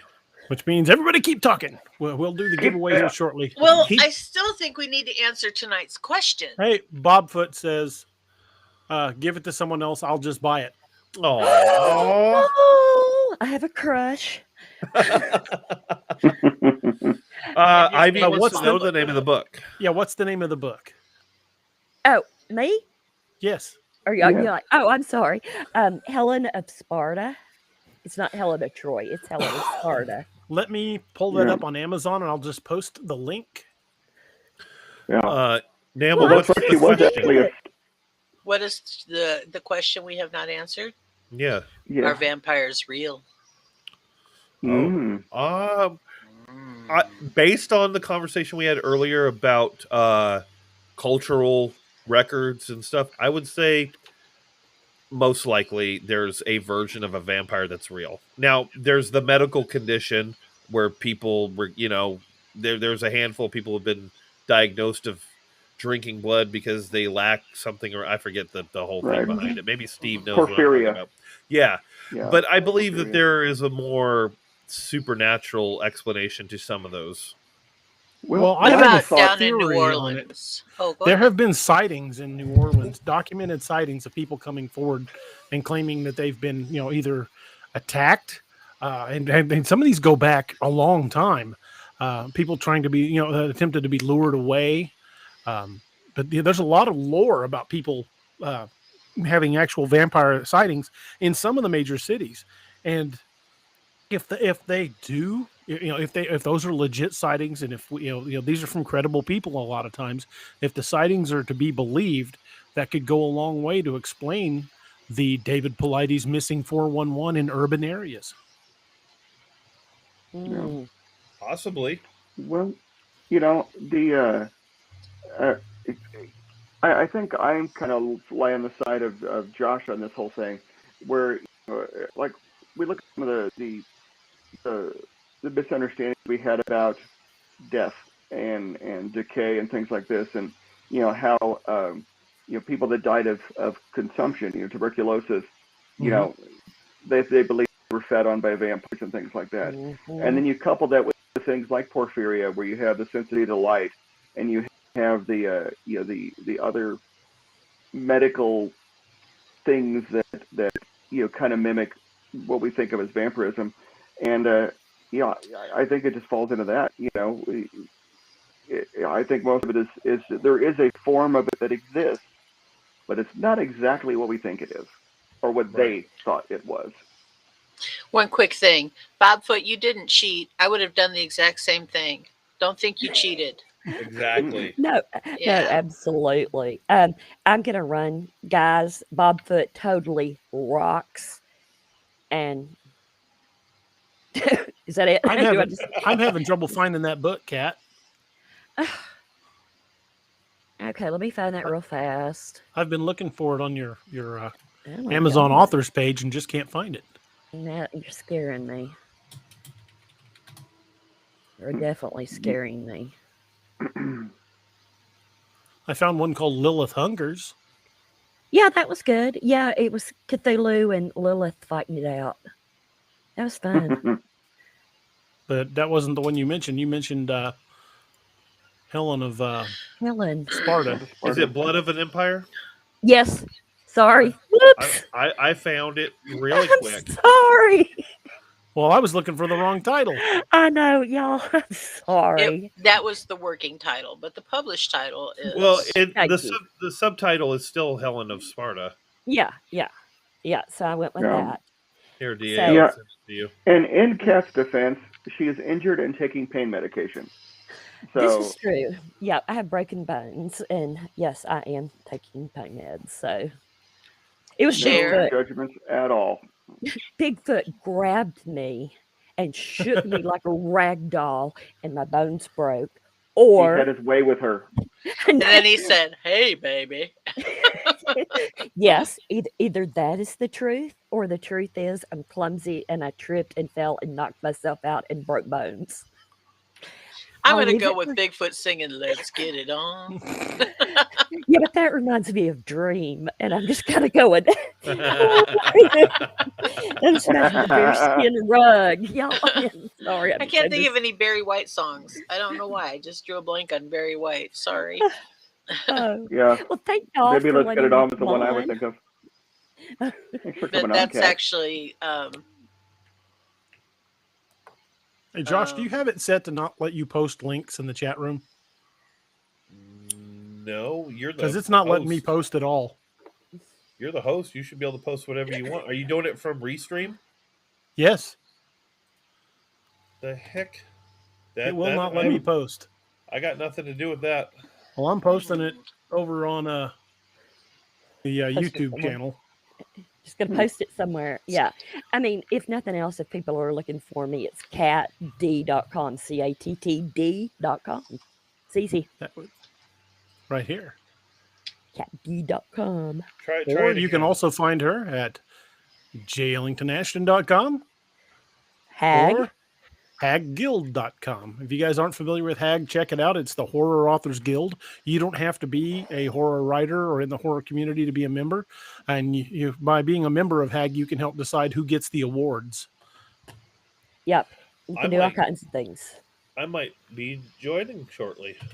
You should. I'm about almost halfway done with my book. Well, see, you can join now and just change over to author status as soon as it's published. Yeah. Well, we have some who are in the midst of a book, and they've asked me, "May I join?" And I'm like, "Are you writing a book?" And they say, "Yes." Then you can join. We want you. We will support you. Thank you. And I think, that's important, especially dealing with vanity presses out there, or any problems. Somebody picks on you, DA will jump all over them. I have been known to do that very thing. He will attack them like a rabid marmoset. He will. He has a one-strike rule. It is great, but it's a good organization. So anyway, I'm going to go, and I had fun with you guys. Well, Kat, you're welcome anytime. You're welcome to come back anytime. Bobfoot, get a hold of me, and I will get you her email address so you can get that book. So it's still you, brother. So definitely. Well, but good night, everybody. Good night, Kat. Thank you for joining us. Night, Kat. It's good seeing you. Good night, Kat. Good night. Be safe. Werewolf. Everything is big on Bigfoot. You know what they say about big feet? Big shoes. I was going to go to the same place. You know what they say about a guy with big feet? Big gloves. Big gloves. I also posted it in YouTube and it didn't show up. I don't know what is wrong. Well, I posted it in the YouTube and it says it showed up on my end. Yeah, help we're being oppressed. But see, yours didn't show up on my end, and I bet you mine didn't show up on yours. No, I don't see yours. Nope. Well, what we can do, folks, is we'll append it to the description in the videos after the fact. Unfortunately, I don't know why the only thing that's blacklisted is like bad, like racist words and stuff like that. Links, suppression has been disabled. So I don't know. I don't know what's doing it. I don't know either. I don't know if maybe there's something on YouTube. Can you post it to the Facebook page? I have not tried. I didn't go over to the Facebook page. I've got my computer is getting slow. If I have too many windows open at the same time, it starts getting wonky.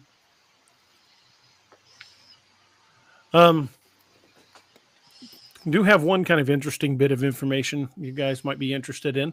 I was selected by Amazon to be one of the beta testers for the hardback releases, which means very soon I'm going to start releasing every one of the books in hardback. You going to start with Ragnarok? I'm going to start with the Ragnarok books because next year is the 10-year anniversary of the release of Ragnarok. So I've got to find out what kind of hoops I've got to jump through and what kind of formatting issues I'll have and whether or not I've got to change the cover or anything like that. But in the very near future, I hope to be releasing every one of the books. Probably, I don't know how much of a process it is, but one at a time, as quickly as I can. I want to get all the books out in hardback. I would imagine the template for the cover might be slightly different size because it probably won't be the same size as the paperback exactly. Bob Foot says, like, for real, I'm just going to buy the book. So I found it. So whoever types corn hub next gets the book. I love it. All right, how about this? Let's. I will go ahead and write corn hub as the giveaway word.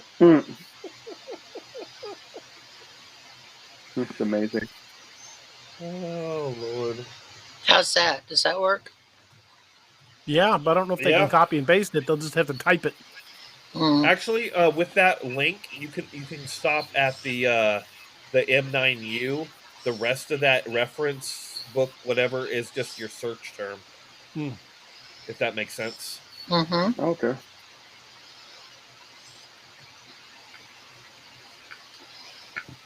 Thank you, Marshall. Oh. Hub corn. Ron says, what are we Corn talking up. about? Just corn. All corn. Day and night. Nothing but corn. Yep. Okay. So anyway, so I want to talk about New Orleans. Okay. Definitely. Let's talk about some of the things that people have seen and experienced down there. Does anybody know any good stories about it? Not like actual stories. I mean, I've seen some TV series. Was it Legacies? Takes place in New Orleans. You know, and some of the Anne Rice novels take place in and around New Orleans. Other than that, I don't. Well, I do know of one particular encounter where a woman was in a bar, and there was a man who was very well. He wasn't being aggressive, but he was certainly hitting on her. And she walked outside of the bar with him, and as soon as she did, and he turned to look at her in the nighttime outside, his eyes were completely black. He had no pupils, no iris, no whites. It was just completely black eyes. So he was a lawyer. Yeah. Okay. And completely soulless. And it freaked her out, and she went back inside. And when she did, she was telling the bartender about it, and the bartender said that was a vampire. When you're outside and you see their eyes like that, that's a vampire, and don't go home with them because you won't make it. Yeah. Well, there's lore going back to people having experiences very similar to that. Going back to the 1800s, supposedly there was a lady that was leaving a bar late at night and was pinned up against a wall by a guy who then tried to bite her. And he would have succeeded had not, two other people ran up and chased him off. But the people stated that they saw him run down the street and bound up onto the roof of a house and then over onto another building and take off down away from them. Don't know many guys that can do that. That's pretty hardcore parkour. I was going to say. Got to get that parkour. What was the lady who lived in New Orleans who had the slaves that she methodically tortured? Would she be considered a vampire? Probably. Anybody that feeds off the suffering of others can technically be a vampire. Damn. I have an ex that falls into that category. Call me out like that.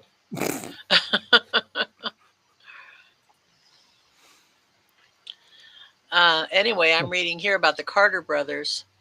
The year was 1932. A young girl stormed down Royal Street, visibly panicked, her stride broken only by the diligent interception of a police officer. Her story sounded a bit far-fetched, tied up by two brothers, along with several other victims, and held captive so the brothers could drink their blood. The girl claimed that she was only able to escape due to her captor's carelessness in securing her ropes. Somewhat skeptical, the police agreed to follow her back to the home on the corner of Royal and St. Anne. Once the police and the girl arrived at the home, which was owned by the Carter brothers, they were horrified to find, as the girl had described, 4 other victims, half dead, tied to chairs in one of the rooms. All victims had their wrists wrapped with bandages, moist and stained with blood. 2 more bodies wrapped in blankets were tucked away in yet another room. The unmistakable, suffocating odor of death permeated the apartment. It seemed the brothers left early each morning just before daybreak and returned every evening just after dark. Immediately upon their return, they would take the bandages off of each of the captives' wrists and, using a knife, reopen the wounds until blood flowed freely from the victims' cuts. They caught the blood in cups from which they drank until their hunger was sated. The brothers would then redress the wounds with fresh bandage. They spoke very little and gave no concern for their victims' well-being. Rather, the kidnapped were no more than a food source headed for certain death. Unaware that the girl had escaped, John and Wayne Carter went about their routine as usual, only this time the police waited for the brothers to return. They were quickly apprehended, and upon their capture, confessed almost immediately, begging to be murdered. Wow. The brothers explained to authorities that they were in fact vampires and would, if released, have no option but to continue to kill, as their need for drinking blood was beyond their control. It said the brothers were tried as serial killers, convicted, and eventually executed.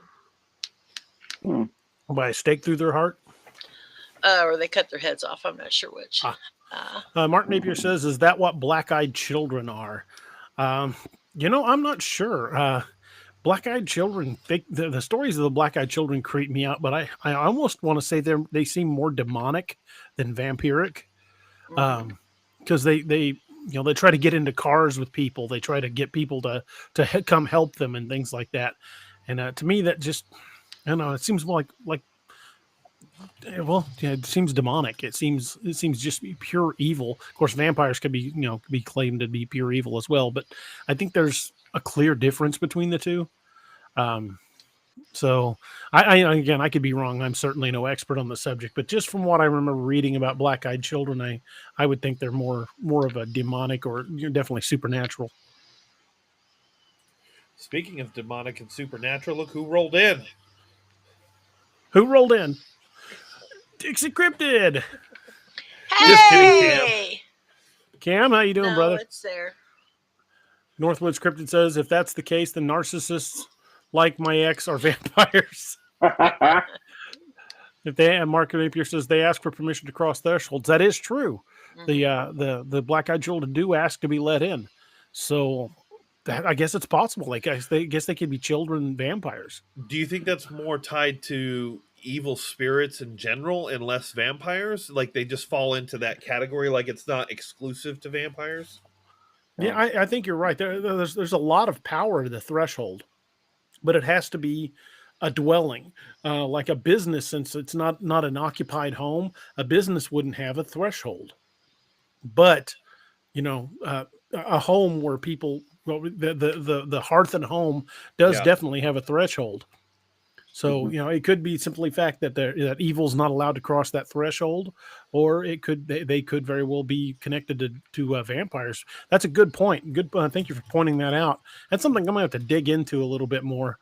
But of all the accounts of the black-eyed children I've read, I never really thought of them as vampires, but I could be wrong. Well, if you look at about Marie Laveau? No, it was Ivy has it right. Madame Delphine Lalaurie was the lady I was talking about. It's okay, I'm not hungry anymore. Well, if you look at some of the classic, accounts of demons, whatever, they also need to be invited in. If the thing with demons is you invite them in, and then you can't get them out. And it can apply to vampires, I guess, too, for that matter. But it's hard to close that door once you've opened it. Yes. Right. I was also reading about Jacques Saint Germain, who is the infamous vampire of New Orleans. Is he the same Saint Germain that goes through history? That has just been discussed through history?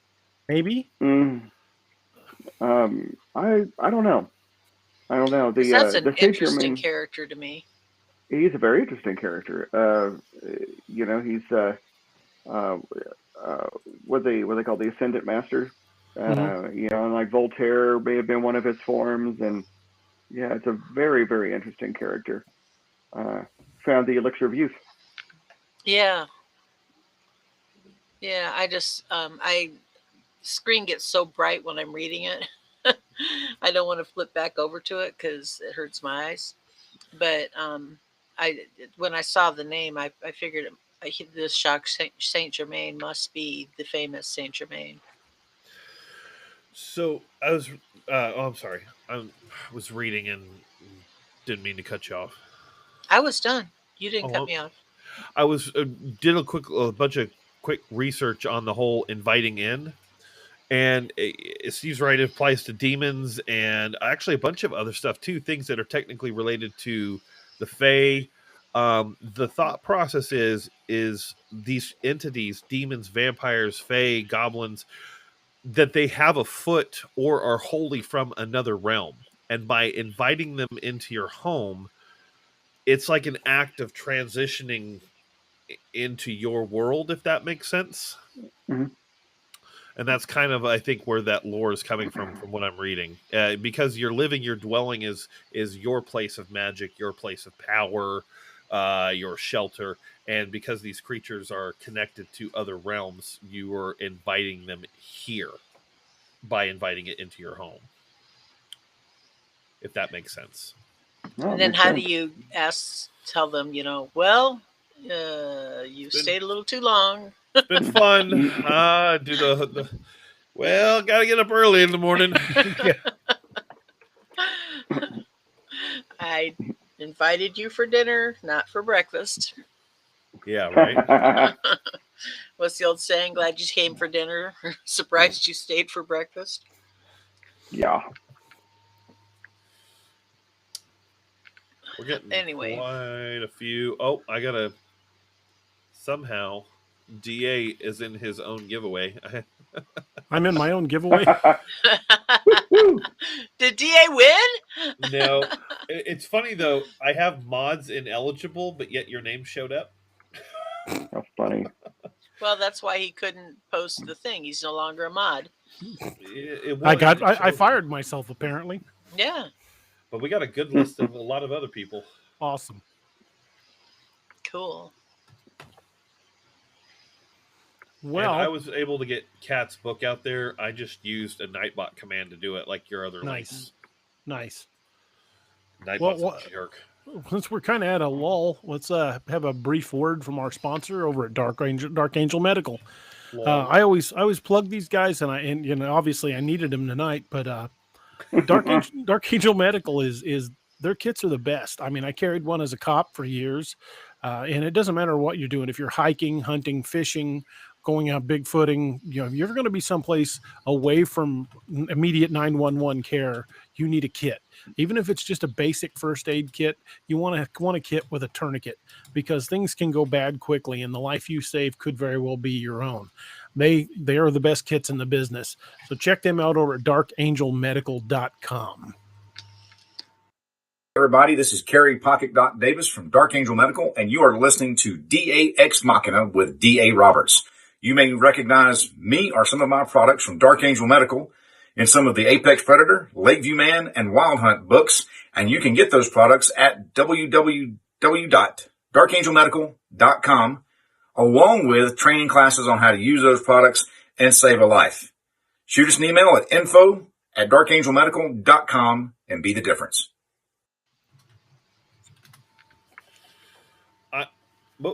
Oh, there he is. I'm back.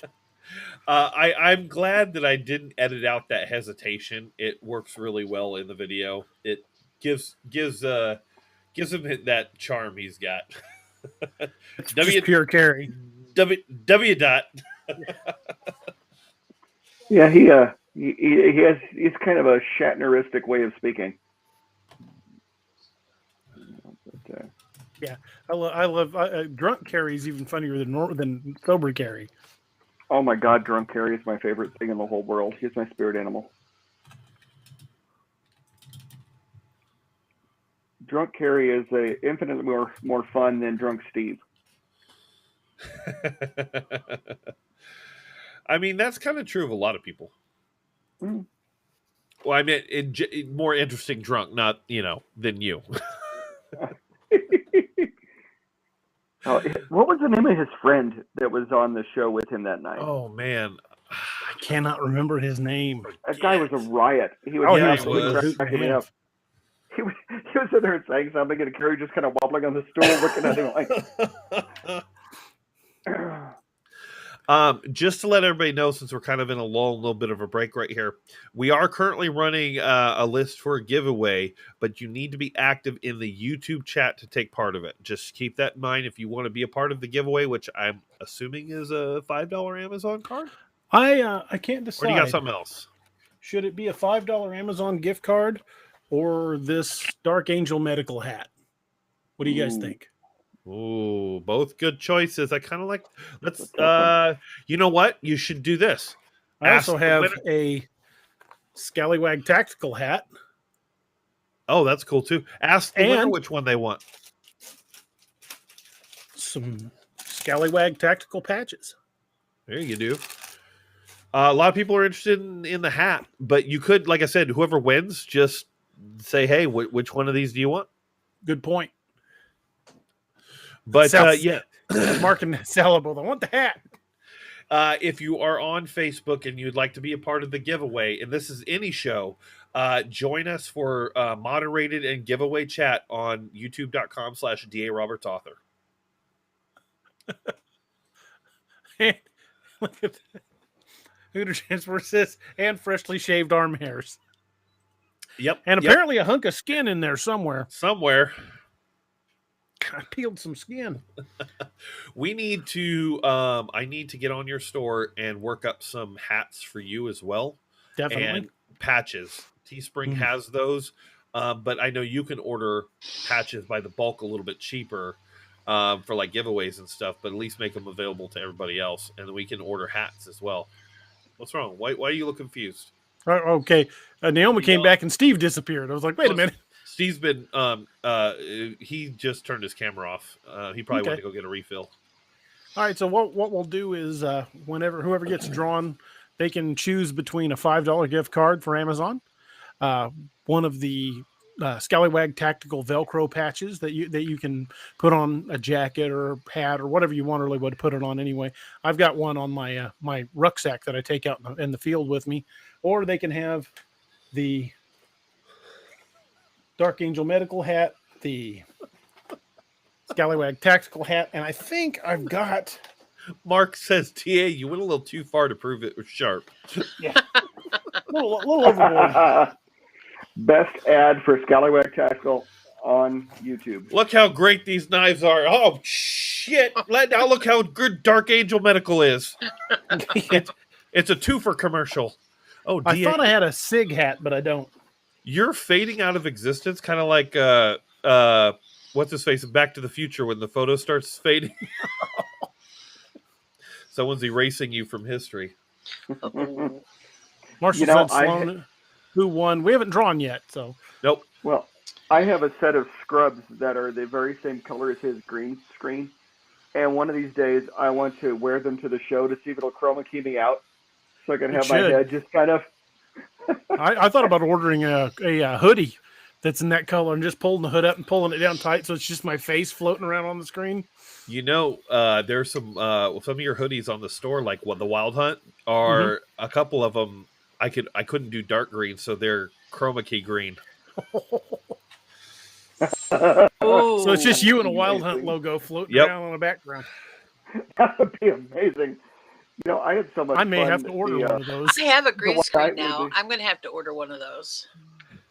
We're going to have to get your green screen set up too, so you can put it whatever you want on your background.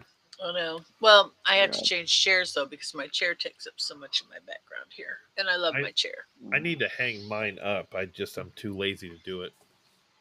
I got this really cool one. You just pull it up like a giant shade.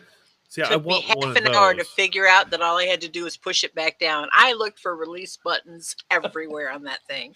It's like the automatic shades. Yeah, it's just you pull it up and then you just push it back down. But I didn't know that. I thought there was going to be a release button.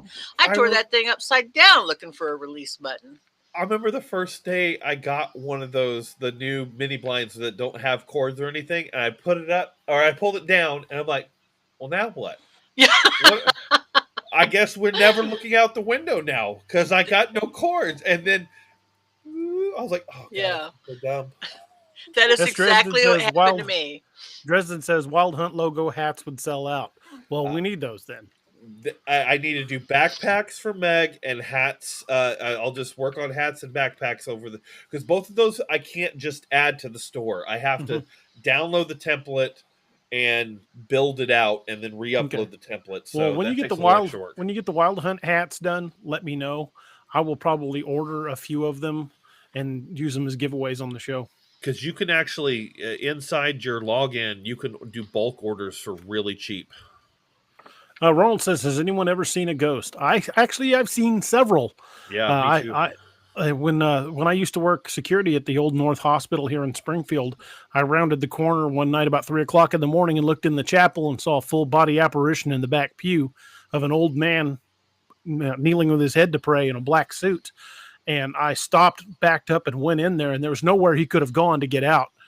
There was no other exit from the chapel. He would have had to have gone by me. I went in the chapel to find him, and he was gone. And I spent the next 10 minutes searching under every pew and every closet in the chapel. There's no other exit, and he was gone. And when I went back up later to the lobby of the hospital, Steve, that main lobby of North? Mm-hmm. Okay. The big painting of the old man on the wall? Yeah. That was him. Him? Oh, that was him, lovely. Exactly. I was like, oh, crap. That was the dude in the chapel. I saw nice. a full body apparition of a little girl crossed between two of the surgeries on the old 3rd floor. That freaked me out. Have you seen the Amish girl on 9? Have not seen the Amish girl on 9. I want to, though. Yeah, you usually find her in 908. I need to go down there. She likes to look out the window. And I've seen her a couple of times. Yeah. Mark Napier says, "Yeah, country boys who didn't even know what it was would like wild hunt hats." Hell yeah! Yeah, man. I love that logo. It's a great logo. Yippee, yippee, yippee. Bob Foot says, "I see a lot of shadow men. I don't know if you count that as a ghost. I don't know if shadow men are technically ghosts, but it's definitely in that area. It's a specter of some sort. I've seen shadows. I was having some issues with going into my kitchen and finding all the doors and drawers open, and I'd shut them and come back 5 minutes later and they'd all be open again. And we would hear weird stuff down the hallway and stuff. And this was coinciding right about the same time I was seeing that eye shine in the backyard. Well, I have a friend who's Navajo, and him and I were talking the other day, and he's like, "Yeah, there's something hanging around your house." He said, "I've sensed it. My mother sensed it." So they got me all the equipment and taught me how to do a blessing way, and I haven't had a problem since. I had a. I even bought a rattle for it. Oh, how funny! Cool. That's awesome. I want a drum though. Years ago, I was in my kitchen doing dishes, talking on the phone with a friend, and this was so long ago that the phone I was talking on was one of those that you pulled the cord out, and you didn't walk too far away from the base because you'd lose your signal. And it was late in the evening. My first husband was working. He wasn't home. My children, who were about 11 and 8 at the time, and they're in their late 30s now, were upstairs in their bedrooms, and I heard what I thought was my older son coming into the kitchen to help me with the dishes. I thought he was going to offer to dry, and I turned around to hand him a towel, and there was this little old woman with glasses standing directly behind me, and as soon as I made eye contact with her, she vanished. That's wild. I freaked out. I screamed into the phone to my friend Tammy, "I've seen a ghost. I've seen a ghost." And I went running up the stairs, and I'm like, "I got to be with my kids. I don't know what I'm going to do." And I got upstairs, and I went into my bedroom, and I sat down on my bed, and my bed sat up. And I turned around, and I whipped that phone as hard as I could at whatever it was in my bed, which happened to be my 8-year-old son. Oh. Yeah, apparently he'd gotten scared and come and got in my bed. Oh, hey, there's a logo. For anybody that's not familiar with the Wild Hunt logo. That's cool. Yep. I'm hoping to get those made into patches along with the Team Odin rocker that goes above it. Yeah. I'm still waiting to hear back from the patch guy. This is an early prototype, and I'm totally geeked out and excited to own, but just don't have the quite the right green. Isn't that the issue? The green is a little off. Yeah. Yeah. It's not. That was the issue. The green is more of a Kelly green than an OD green. Yeah. So, but the patch, the rocker is perfect. The rocker is right. But the patch itself didn't come out right. It's still an awesome freaking patch. I was gonna say too, since we're talking about paranormal, coming up very soon. I don't have a lot of details because I still need to hammer out with a couple people exactly what the show is going to be. There might be multiple extra shows coming up, but one of them will probably be a paranormal show on Sundays once a month. But there may be a little more than that once we have more to talk about. I have my reminder set for your show tomorrow. Oh, you do? Mm-hmm. I do. Aww. Hey, I want to ask Cam a question real quick. Where is Cat Ward located? Yeah, I haven't seen any of her shows. I need to check them out.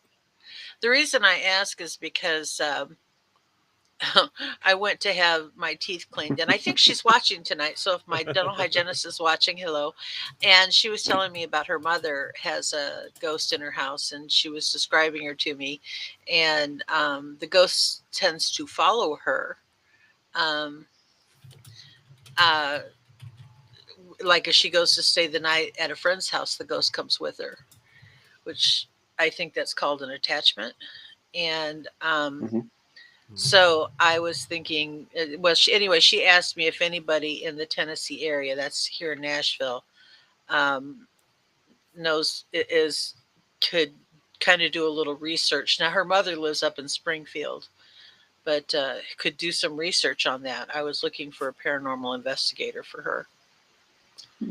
So I wish I had more time to get back into it myself. I'm afraid I don't know too many paranormal investigators outside this area. Yeah. Northwoods Cryptid says I'm going to have to do some word of mouth advertising next weekend for the Wild Hunt books. Hey, awesome, man. Thank you. Definitely. Yeah. Bobfoot says, I feel like these shadow men are connected to my horse because I always see them when I'm on my horse or near her. Very well could be. Horses are highly intelligent.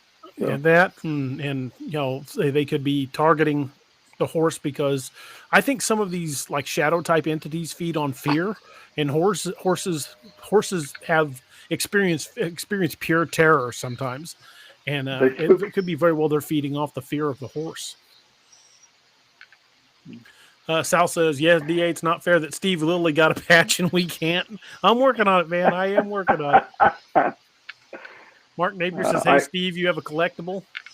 Truth. Oh, I know it is. That's why it's right in the place of honor here with some of my original Ragnarok Rising stickers and all other fun things. I still think we need to have you remake the Nathaniel County Sheriff Department badges. Yeah, I want to get those. I want to get more of these. This is the original Ragnarok Rising logo. I've got quite a few of these stickers. We may give some of these away if somebody wants some of them. Yeah. I was going to ask you, I have that high-res image. Did you want me to make a Ragnarok patch listing on the store as well? Yes, definitely. So Naoma, I told you, text me your address and I'll send you a bunch of stickers. You have my address. Do I? You had, yes. I don't know if I've got the address. I sent all of my info to you, and I thought that's what you forwarded to Nick. Maybe. I've got Canada. I've got an LBL sticker I bought while I was there. Oh. I've got a whole bunch of Dark Angel stickers. I got a bunch of these. Let's see. There's a smaller one of the same one. There's a Dark Angel one. Ronald, if you're asking what the name of the show that I was talking about, I don't have a name for it yet. I need to also find someone to do the show with me. I'm looking at someone in the chat room that I've asked multiple times to possibly host it with me. We'll see if she gets back to me on that. Me? You're more than welcome to do it as well. Oh, I didn't know okay. you. Okay. I didn't know you. No, I didn't know you'd be you interested. said chat room, and then you said she, and I was thinking on the screen. But there are lots of females in the chat room, so we're good. Patty has mentioned multiple times she loves the paranormal and hangs out with us quite often. So I've asked her if she would like to do a paranormal show with me. But Naomi, I would love to do a show with you. I just didn't think you'd be interested. You're doing Naomi, a you whole can lot have already. this one too if you want it. I got a couple of those too. I Let got me see. Wait a minute. I'm not. Death Wish coffee. Oh. So DA knows that I like to collect patches from law enforcement agencies, and because for a very brief period of time I was a sheriff's deputy, and so in the Ragnarok stories, Springfield is the county seat of the fictional Nathaniel County. In reality, it's Greene County, but not quite as cool as the Ragnarok patch. Canada's a little too far away from Tennessee. I bet she might know somebody, though, if I contacted her. Anyway. So, Dee, I've got a question since I wasn't military. It's a legit question. Shoot. What shoulder would the Wild Hunt patch uniform, would the patch be on in a military uniform? Okay, left shoulder indicates the unit you were assigned to now. Right shoulder indicates the unit you saw combat with. So, for example, Clark would be able to wear a Wild Hunt patch on each shoulder, but Clark's uniform, the way he wears it, he's got the Wild Hunt patch on his left shoulder, and on his right shoulder is the Delta patch. Gotcha. And I know the American flag patches always fly with the stars and stripes forward, right? Yes. So yeah. if you wear it on the right shoulder, it's going to be inverted. Right. Exactly. Papa Bear says you can send that Death Wish coffee patch to him. It's just a sticker. I don't have any patches. Werewolf says I'll buy hardbacks of Lakeview Man, Apex, and Wild Hunt. Heck yeah. Well, I will try to get those done as quickly as I can. I haven't even cracked into it yet because they just Amazon just made me the beta tester just recently. So I haven't even jumped into that. I mean, I don't know how much work is going to be involved, but no matter how much work is involved, I'm going to get the books out in hardback. I may have to draft some help from some folks, but we'll get them done. Cam says, Naomi, you and Kat would get along great.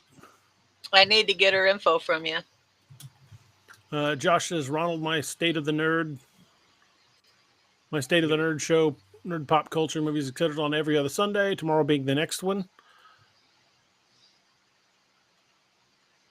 What time do you go on, Josh? About the same time as DA, I believe. I go 10 o'clock Eastern time, 9 Central. Yep. Okay.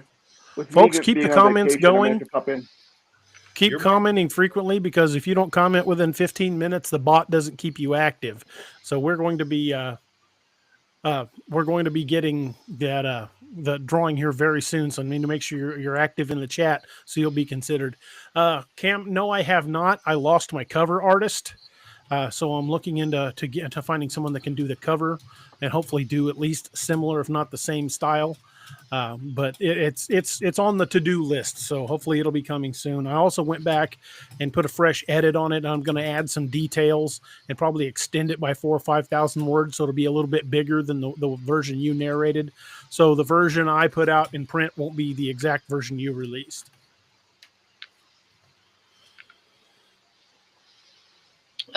Ronald, if you're asking if Josh's show is on YouTube, yes. Yes. YouTube.com/alltowermedia. Cool. I would put it in chat, but Nightbot is being dumb and suppressing us. Like being suppressed. Kings in the I can't. Folks, it's letting me post it. What is Nightbot is being a watery tart. Yes. It's youtube.com/alltowermedia. ALL. And folks, we are getting tantalizingly close to that magic 1,000 number. Oh yeah. When we hit the 1,000, there's going to be a big giveaway for an out of print edition one of the first editions of the Ragnarok Rising series, the book 1 Awakening, which was back when it was still a 5-book series before it was split into smaller books. So the equivalent now would be book 1 and 2 of the 10-volume series. But it's an original. It'll be signed, and the second volume of that book is being sold on Amazon for almost $1,000. So I'm not saying it's worth that, but it's out of print and completely collectible. You will not find it in print anywhere else.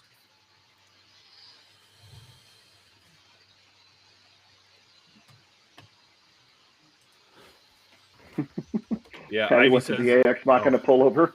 That's awesome. They're available. Oh, definitely. So, do the DA Ex Machina items in the store, is it the new logo with Naoma? Yes, it is. Okay. It's the logo that's up in the right-hand corner of the screen. Gotcha. I love it. I got to get one. Cam says, I have to get some sleep, y'all. I'm a lightweight. Y'all have a great weekend. Cam, you too, man. Let me know sometime when you're going to have a free afternoon. I don't care if we've got to do it at 3 o'clock in the afternoon. If you got some free time, we'll do a show. Even if we got to throw one together in the spur of the moment. I'm down like 4 flat tires, as Carrie says. So just let us know. Hope you have a great night and a great weekend, my friend. See you later, Cam. Yeah. Have a good night. Good night, Cam. Bye, Cam. Lenny says, the phone and my fingers seem to be enemies. I know that feeling. I do that all the time. Yeah. Bobfoot says, see you, Cam, and keep up the great work. That's why I typically use the microphone and do voice chat and have it dictate. But that's almost just as bad as me mashing on it with my big thumbs. Ask DA, I got to send corrections half the time when I'm chatting with him. I'm like, no, not that. Martin says it'd be cool if you live stream from LBL. There's only one problem with that. The entire time I was in LBL, I couldn't get phone signal to save my life. I'm either going to have to get a better phone provider or buy one of those cell phone boosters that you put in your vehicle. And I'm not even sure if that'd do the trick. North LBL seems to be a cellular dead zone. I had no service. Nick Valente had no service. My wife couldn't get service. My son couldn't get service. There was no place in the northern end of LBL where we could get cell service. And it was even spotty across the canal in Grand Rivers. What are the providers that you guys were using? Well, mine used the T-Mobile network. I don't know what Nick's were. Ivy Ray says, I just bought books 1 and 2 of the Ragnarok series. What do these symbols mean on the back of your books? They're all Norse symbols. Each one of them represents a different aspect of the books. And if you look up which one of the symbols it is, they're one of the elder. Each one is on the book is one of what's called the Elder Futhark. If you look up the Elder Futhark and match the symbol, it'll tell you what each one of those means. Mm-hmm. It's the Norse runic alphabet.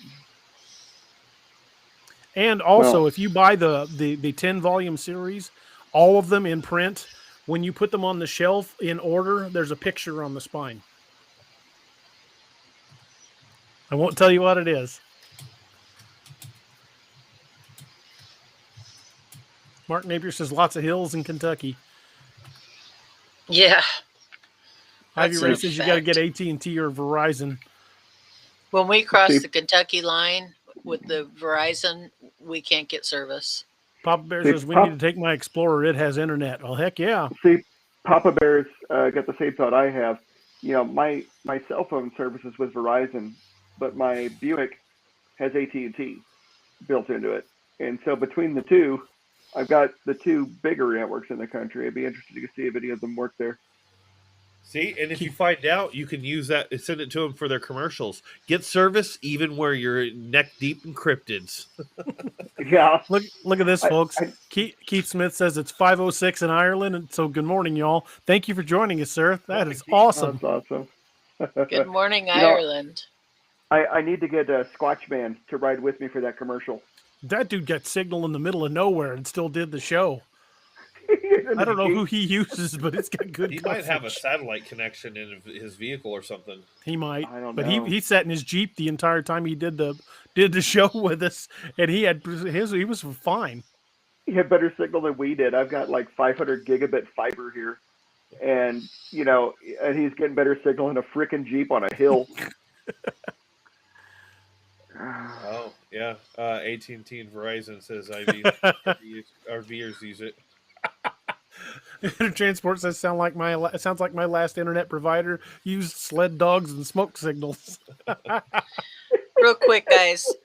My granddaughters are watching tonight, Mika and Allie, and I'd like to say hi to them if it's okay. Hello. Sure. Hi. We'll all say hi. Allie. They've just got a new baby sister. Congratulations. Ooh, that's Being a big sister is a big responsibility. Yeah, it is. Estreston says Finware magic is awful and cheating, LOL. Mark Napier says apparently a lot of big hairy monsters. Werewolf says, hey Keith. Marshall Sirota says my T-Mobile tower has been down all day. Service just I'm gonna guess came back online.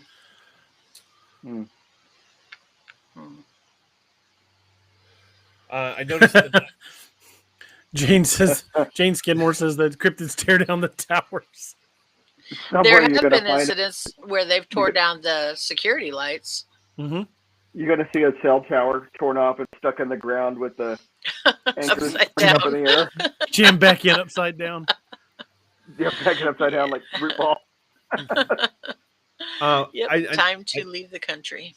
I noticed the Nightbot just posted the Discord link. I want to encourage people to join. If you're not familiar with what Discord is, it works a lot like the old like Yahoo chat rooms or AOL chat rooms. It's a constant thing that you can just have an app on your phone or your computer where people have continual conversations. And DA's got a great server, different places where you can talk about the books, you could talk about cryptids, or you can just get in the general chat room and just talk with all the other fans and DA. He hangs out in there periodically. He'll check in and see what people are saying. It's on my phone. I answer, especially message me direct. Yep. So Discord is really awesome. It's a lightweight app on your phone, or like I said, or your computer. You can do both. I have one that's completely separate from all this, but I have a lot of great conversations in it. It's a good place for the community to come together. So if you guys are enjoying talking to each other here in the chat, jump over on Discord and you guys can keep that conversation going. And the Discord server is absolutely free. Yes, it is. 100% free. And if you're a Patreon, you can get special access to more of the Discord as well. Ivy Ray says your books need to be movies. Awesome. I thank you. I would love to see that happen. So if any of you guys know anybody in the movie industry, send them my direction. I would love to make that happen. You need to have a conversation. That's right. Patty says, what's AOL, LOL? AOL. Well, yes. Back when getting on the internet sounded like you were sending a fax. Yeah. Or remember ICQ? Mm-hmm. Oh my God, yeah.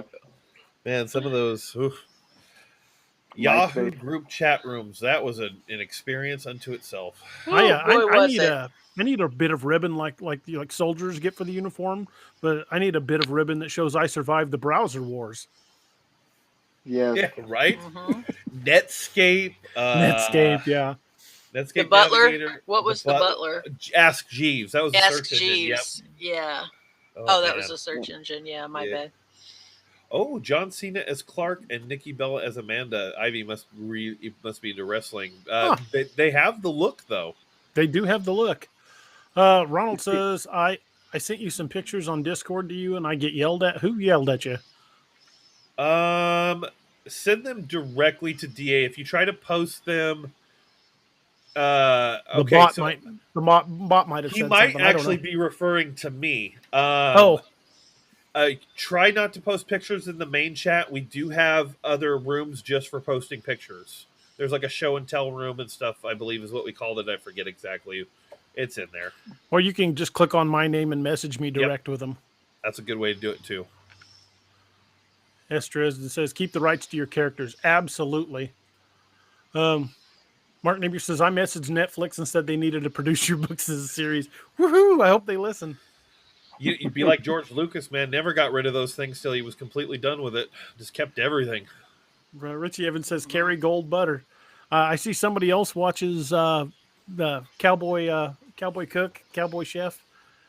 I cannot remember his name for the life of me. He's going to be at Silver Dollar City next week. We're going down to see him. I don't know. You know who I envisioned for Clark? Scott Eastwood. Oh wow, that'd be a good one. Yeah, when he was in The Outpost, he just had the perfect look. I picture Clark as being kind of a small guy. You know, your typical Clark's built like a runner. Operator. Ivy Ray says Lou Diamond Phillips is Gray Eagle. Lou's getting a little old. I don't know if he can pull off Gray Eagle anymore. Lou's getting a little old for that. But he's almost transitioning to Jay. Yeah, he's almost ready to pull Jay Matoska. Bill Sloan says Kent Rollins. Oh yeah, Cowboy Kent Rollins. That's right, man. Yeah, I love his show. He's going to be down at Silver Dollar City for like a week and a half. And we're going down next Thursday, and we're going to spend the day down there. And he's got demonstrations and where he's doing interaction with the crowds at like all day on Thursday. And I'm going to go down there and try to get some pictures with him and maybe get his autograph because I'm a big fan of his cooking. I need to break in here for a moment, let you guys know in the next half hour I'm going to have to call it a night. My pumpkin feels like it's going to pop. Okay. I'm sorry. So, yeah, I just get up too early and do too much during the day, and I just can't seem to keep myself going. Okay, well, since you're going to be leaving soon, why don't we go ahead and do the giveaway then? Okay. All right. S. Dresden says Lucas sold out to Disney, though, and they finished everything. Yeah, pretty much. They certainly changed it all. They're doing the TV shows right. Unfortunately, the movies are true to it. Ivy Ray says Jay would work for him. I could see Lou Diamond Phillips as Jay Matoska, or also I can't remember the name of the actor, but he's kind of who I see as Jay Matoska. I can't for the life of me. Green? Is his last name Green? I don't think so. Wes Studi. Wes Studi. Yeah. So we're going to be doing the giveaway here in just a moment. If you haven't chatted in the last 15 minutes, say anything in chat. Literally anything. You can bang on the keyboard like a drunk monkey. Just be active, and we're going to spin it here in about a minute or less, probably. Yes, very much. Come on, drunk monkeys. I find your drunk monkey statement to be offensive and profiling. Bang on the keyboard like a Warner Brother executive. Yeah, there you go. This is who I kind of picture when I think of Jay Matoska. Yeah, that's who I picture as well, to be honest. That's Wes Studi. And he's a little older than that now, so his hair is going white, which is just perfect. You're just getting all kinds of random shit in chat now. Bobfoot is our resident drunk monkey. All right. And, so Mark Napier says anything in chat. Ivy Ray says Cliff Curtis would be good. I need to look him up. I'm not sure who Cliff Curtis is. You tell me when you want me to roll it. On Fear the Walking Dead. He's a Maori actor. Oh, okay. Bang like a Sasquatch on a cedar. Bang like a Sasquatch on a cedar. That's funny. You tell me when you want me to spin it. Patty says, aloha, Steve. Any sugar-free gummy stories today? Hey, I'm trying to behave myself. Irene wants to know, Naomi, have you written any books? Not that I published. I wrote a story yesterday. Well, the day before yesterday that I thought was pretty good. Just a spin on an Irish folklore.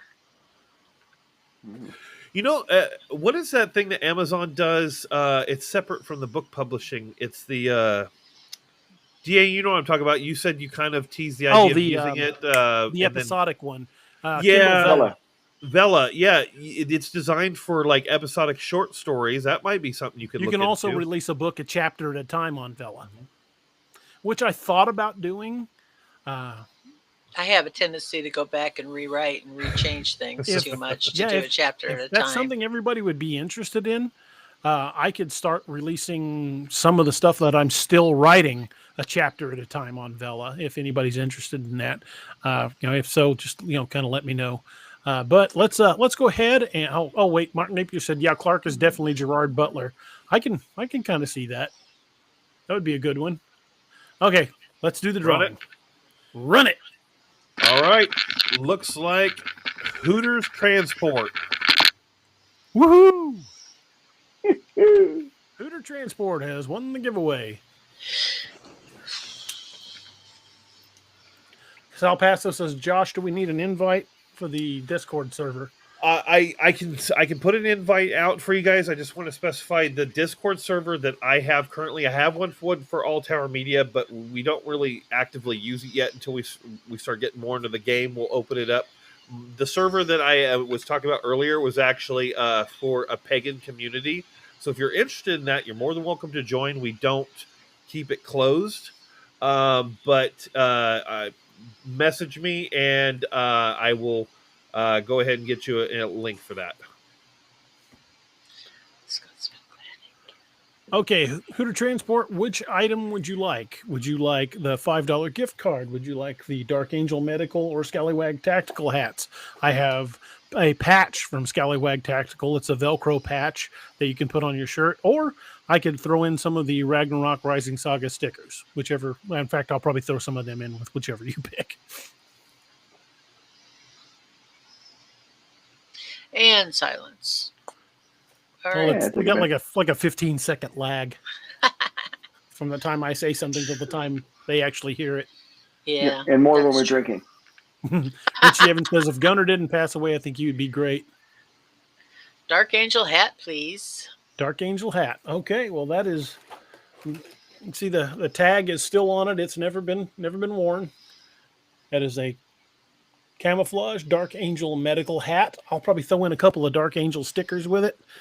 So my email address is right here, daroberts@daroberts.net. Shoot me an email with your address, and I'll get that out to you as quick as I can. Put your username in the subject line so it stands out. Yeah, so I know who you are. But look out. Yeah, the bounty just fell off my shelf. Oh, my. Pet yourself with that one, don't you? Yeah, I'll lose a limb with that one. Then you get a chance to play with that kit. Oh, looks like I get to show everybody how to use a tourniquet today. And this, boys and girls, is how we use the Israeli bandage. Can you say that? This is called Quick Clot. Wow. Starting to feel a little lightheaded, boys and girls. It's like you're gonna have the what do you call it? The ad from Dark Angel Medical, which you kind of slide under the desk from blood loss. Oh no! There we go. Green screen drops. You see all the junk that's on the shelf behind me. Oh my! Blood squirts on it. Arterial spray. Actually, it would be like.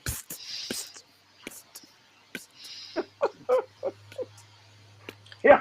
I'm okay. All right. Just but a scratch.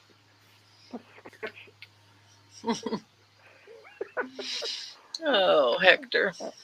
I'm not good yet. I'm getting better. Good night, Bobfoot. Good night, Bobfoot. Thanks for being here, man. Mark Napier says, "Oh, and Quick Clot burns." I bet it does. I can tell you from personal experience that super glue burns. That's what we did on. I don't know if you can see the scar. I've got a scar that transverses my arm. We put that sucker back together with super glue, and I went back to work. You play hockey. Okay, the bounty can stay on the floor. Apparently, it wants to keep going there. Apparently, it's not the bounty that's falling. It's something putting the bounty on the floor for you. You are not alone. I keep hitting it with my elbow. No, you're not alone. I like the other idea better. So, and then... Well, you remember the commercials for Bounty paper towels years ago? They called the Quicker Picker Upper. There's a guy who was reviewing the Scallywag Tactical blades on YouTube, and he refers to the Bounty as a Quicker Fucker Upper. And I laughed hysterically when he referred to it that way. and he's hacking at one of those bamboo targets that you see, like the martial artists, fight with, like with the katanas and things like that. And he's hacking pieces off it. I was like, oh my lord.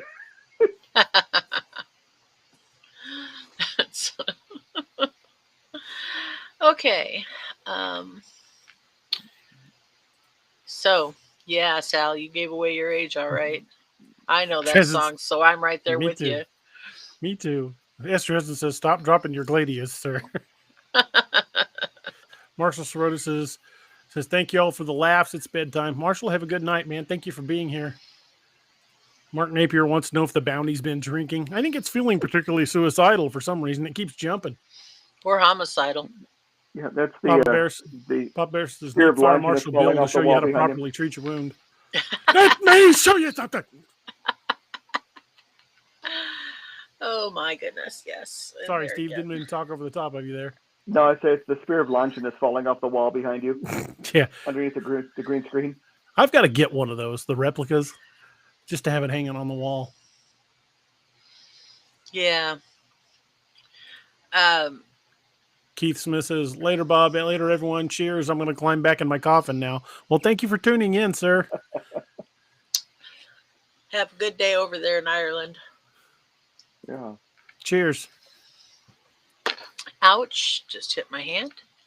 Okay, so we have decided that vampires are real then. I think they are. Okay. I think they're scary as hell. When you think about the fact that biologically blood is indigestible, like humans can't actually feed off of blood, it scares me to think about if something that looks like a human is, then what the hell is it? Yeah. Does it make them look healthy for a couple hours once they drink it, or is that just a myth? I don't know. I think it's because they can't process the vitamin D from the sunlight.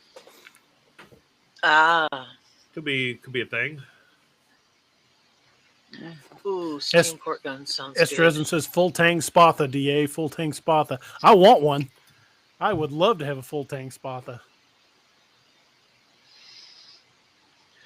Me too. Says, I'd love to have steam pork. Oh, that sounds so good. I'm hungry. Yeah, I know. Let's all go out to dinner. Heck yeah. What's open this time of night? In my neck of the woods, not a damn thing. I got a grill in the backyard. We could fire that bad boy up. Man, brats and burgers at 4 a.m. I'm down. Oh, yeah. Actually, I think the bars are all open downtown, but I don't drink. Yeah, me neither. Unless you're half a horn in. Unless you're half a horn in. I do drink mead. That should be a caveat to that statement. I do drink mead. And I don't think that there's any bars downtown Nashville that serve mead. So, Josh is a what do they call it? A loyal and dedicated pagan. Only mead. My body has forced me into this, so apparently I take that as a sign from Odin that I should only be drinking mead, and I'm on the right path. There you are. Northwoods Cryptid says, no wonder vampires leave me alone. I'm on a major vitamin D supplement. Me too. I was just thinking somebody, and I can't see it now. They said that vampires can't process all that iron. Mark did. Yeah. And I'm thinking I'm in trouble because I have iron poor blood. So does my wife. That's weird. Yeah. So I take a garlic supplement because it's supposed to be good for your joints. Mm-hmm. So vampires ain't gonna like me. I taste like an Italian. I eat tons of garlic, which just proves I'm not a vampire. What's that, Steve? Yeah. Might attract dogmen though. You smell like garlic. He doesn't smell like sweet pea. Hey, it's the sugary one and the Italian. What are they doing here? Mark Napier says there would have to be a major physical change in the vampire. Yeah. I agree. Well, something would have to be fundamentally different. Well, that's kind of like what they imply happened with the Strigoi on the strain.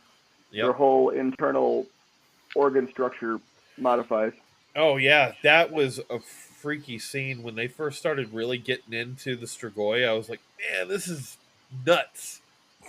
Yeah, there's a scene where one of the characters begins to change after being bitten, and he gets up to pee, and his genitals fall off into the toilet because That's a bad day. The Strigoi don't have them, and he just kind of like, huh. Well, that's interesting. No going back now. Never become a Strigoi. Yeah. Yeah, Strigois are about like Ken dolls. Yeah. Oh, that's not what I wanted to hear. They're far from sexy. Immortality comes with a terrible cost. Reality says they are not sparkly and named Cinnamon. They're ugly-looking Ken dolls. Yes, with no genitalia. With no genitals. Nope. Yes, Dresden says faux apex predators of humans. Faux apex predators. Oh my.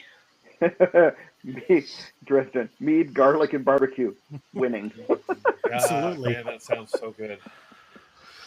Well, I still have a little of that. I still have some of that mead left. Really? Mm-hmm. I might go pick up a bottle tomorrow afternoon. We got to go into town and go to Kohl's, and the beverage barn's right across the street. I've got a bottle that I'm still sipping on, and then I've got one that has not been opened yet that I promised I'm going to share with Sentinel when he comes to town. And that's about it. You better invite me to that meeting there, DA. Well, I thought you could have some of the bottle that's already open anytime you want it. Oh, if you go to but you're definitely invited, brother. Knackadoodles, try this Odin skull of the Dansk Mjod brand. I like all of theirs, but I think you would like the Odin skull one. I want to grab Steve and go out by Ash Grove. It's about 15 miles outside of Springfield, maybe 20. They have a meadery right there just on the edge of town. And I want to go out there and do a tasting. Speaking of meadery, cool. DA, next year for my bachelor party, we're going to do mead hopping. Ooh, awesome. Oh, wow. And Steve, you're more than welcome to come up as well. Naoma, I mean, if you find yourself in Ohio, I'm getting married next year. So there you go. Send me an invitation. I'll be there. Absolutely. Yeah. I wouldn't miss it for the world. That'd be awesome. Good night, Irene. Good night, Irene. Good. No, I'm sorry. Yeah, I every time like her name comes up, I find a way to work that into whatever's being said. Good night, Irene. No, I'm sorry, Irene. I didn't mean that way. John Wilson says, I'm late, just got home from work. Well, we've sort of been talking about vampires. We kind of meandered back and forth on the topic. We've been talking about a lot of things, and every now and then the word vampire pops up, but not a lot. Not a lot. But you did miss the giveaway, which we gave away a pretty cool hat. Pretty cool hat. Pretty cool hat. It could have done that again if you tried. I'm so cool. I can't stand myself. The Dark Angel medical hat is gone. That now belongs to the individual who won the drawing tonight. But for the next time we do, I still have a Scallywag tactical hat up for grabs. I've got some Scallywag tactical patches, a bunch of stickers, and a $5 gift cards. Is that image behind you from Dracula? Was it Unbound or whatever? It was Untold. Called? Yeah. Untold. That movie needed to have more. Yes, it did. They One put of too the much best... too soon. Great story though. They needed another hour. They needed another hour, but it needs a whole nother, like, I wanted him to continue playing Dracula. Oh, he was fantastic. So good. Probably one of the best vampire movies I've ever watched. Martin Napier says, I like Bigfoot and Dogman better than suckers. What if they're trying to lure you away with suckers? Dogman got suckers. Free candy and hugs. Free candy. I went a whole different direction with that, but that's okay. I went there too, but I kept my mouth shut. Yeah, of course, I did too until I had to point it out. Always going back to Bigfoot knocking on your door selling Girl Scout cookies. Candy Graham. You can tell the four of us have worked together for so long. When something like that comes up and nobody says it, you can tell who's thinking it. Yeah, we're like, because as soon as it comes up, I was watching Josh and it was like, and then he stopped. Northwoods Cryptid says, moving on. The train has gone through many switches tonight, but seems to have stayed on the rails. Yeah, we have avoided such things as gummy bears and gerbils. We're good. We're rapidly approaching the 3-hour mark, which is usually when things descend into madness. That's true. Danger zone. the 3-hour mark. Yeah. The dreaded 3-hour mark. Yeah. So has anybody read anything funny lately? I mean, DA sends me a lot of text messages, but Usually, asking him to explain something to me that's blatantly obvious to him, but I'm like, oh. Oh my. Yeah, nothing really funny lately. I've been really busy doing a lot of crap. I don't.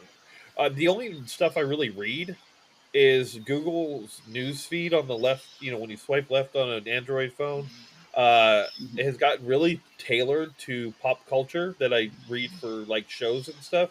So that's really all I really read lately. I try to stay off of Facebook because I need blood pressure pills if I read more than 5 minutes. Me too. Yeah, I try not to. I only thing I use Facebook for is talking about the books and posting goofy memes. I try. Yeah. Well, I personally have not read a darn thing that's funny.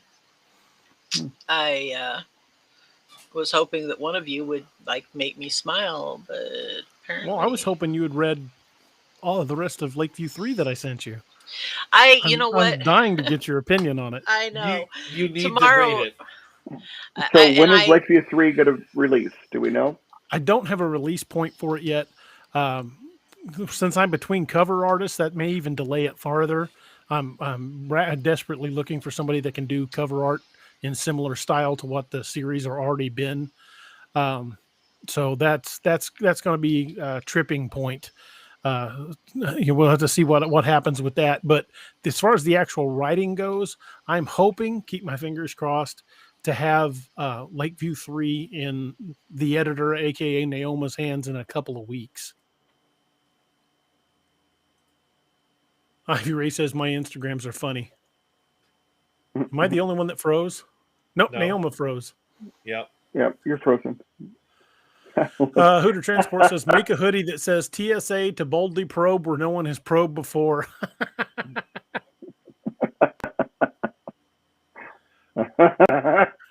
Werewolf's making fun of my slip of the tongue. Ghoul hat. Ghoul hat. Oh, there she is. Hey, you're back. I'm so glad that that's up because I wanted to post a joke about sodium, but I was like, nah, people would not won't understand. I just have to say, post it anyway. People are smarter than you think. I got it. Yeah, that's what I saw on Facebook. The thing about the guy posted that, and then am I the only one again? Uh-huh. No, Gosh, you're good. Darn it. Okay, good. Yeah. Anyway, and then some person said, post it anyway. People are smarter than you think. And I was like, wow. Oh, yeah. When I saw the response, I had died. Yeah. Yeah. It's like the lady who couldn't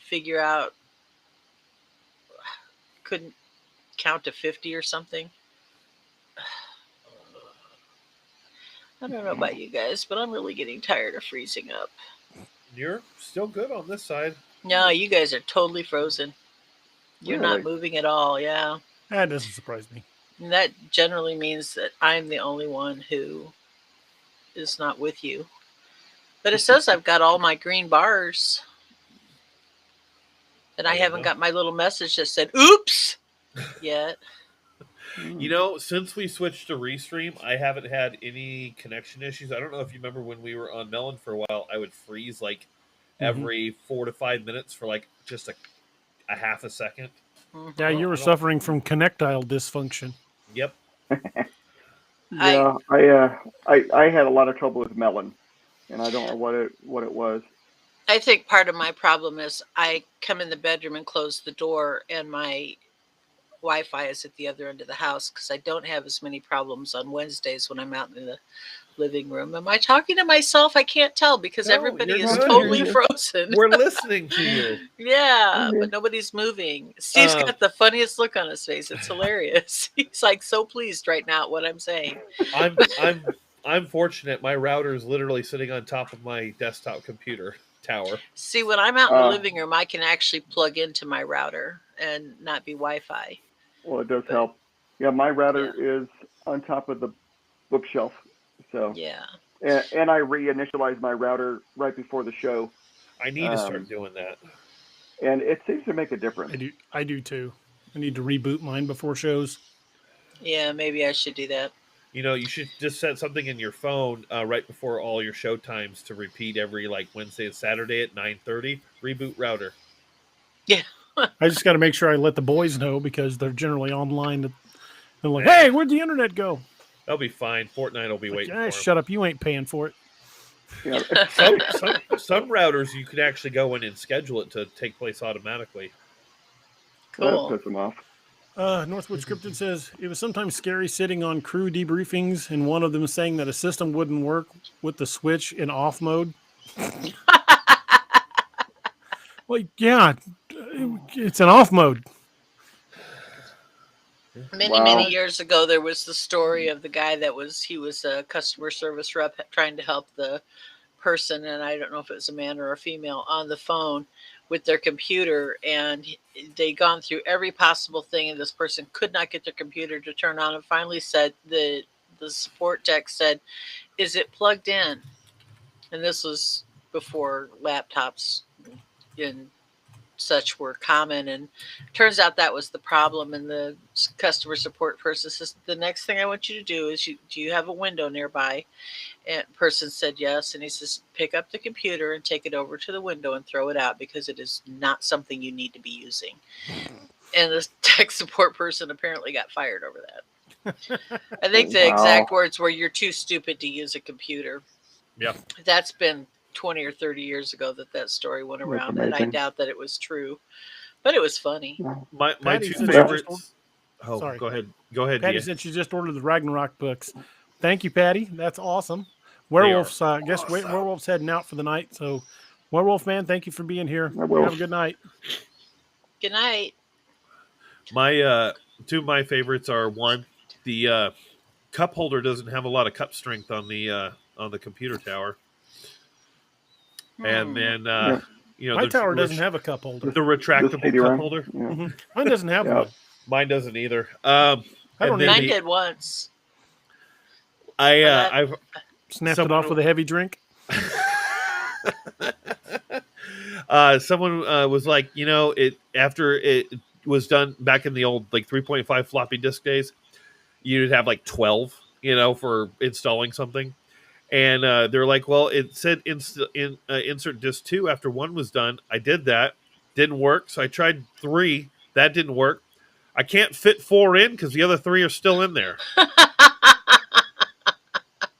Wow. Back when I lost my 8 books, that was the floppy disk days. And to save one of the books would take at least 3 of them. Well, I discovered something when my oldest son was about 5, that a freshly made peanut butter and jelly sandwich will fit perfectly in the VCR slot. Mm-hmm. I was like, VHS sized. Yep, it's perfect size. Yeah. Mark just bought Apex Predator. Woo! Awesome. I can also tell you that when you get a new dog, its first instinct is to pee on the VCR. I can tell you that from personal experience. They mark the VCR before they mark anything else. See, I'm thinking piss on VHS anyway. Yeah, that's right. It'd be a real tingling sensation if you hit a live wire. For a long time, I held on to my VHS because I had the only copy I had of the Legend of Boggy Creek was VHS, but now I have a DVD copy, so I could get rid of it.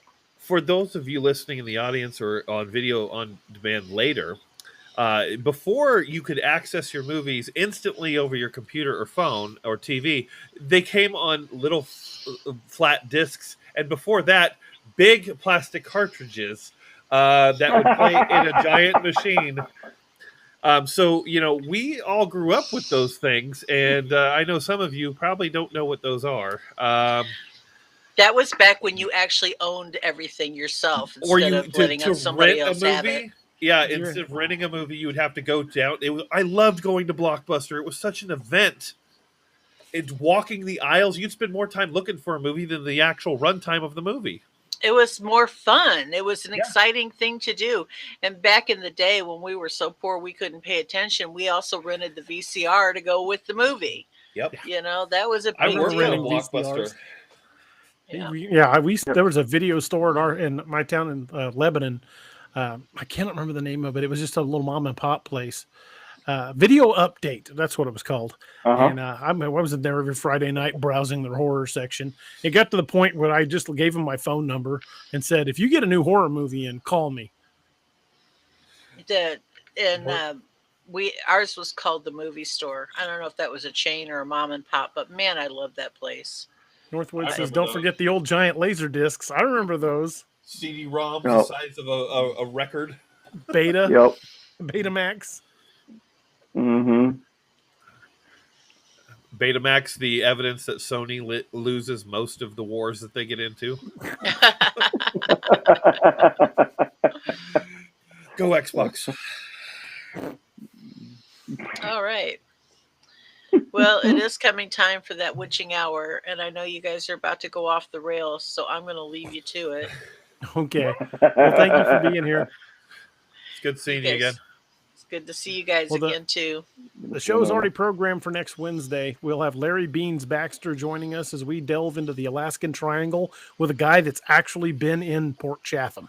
So It's going to be a good night. He's got a lot of stories to tell us and some cool pictures to share with us.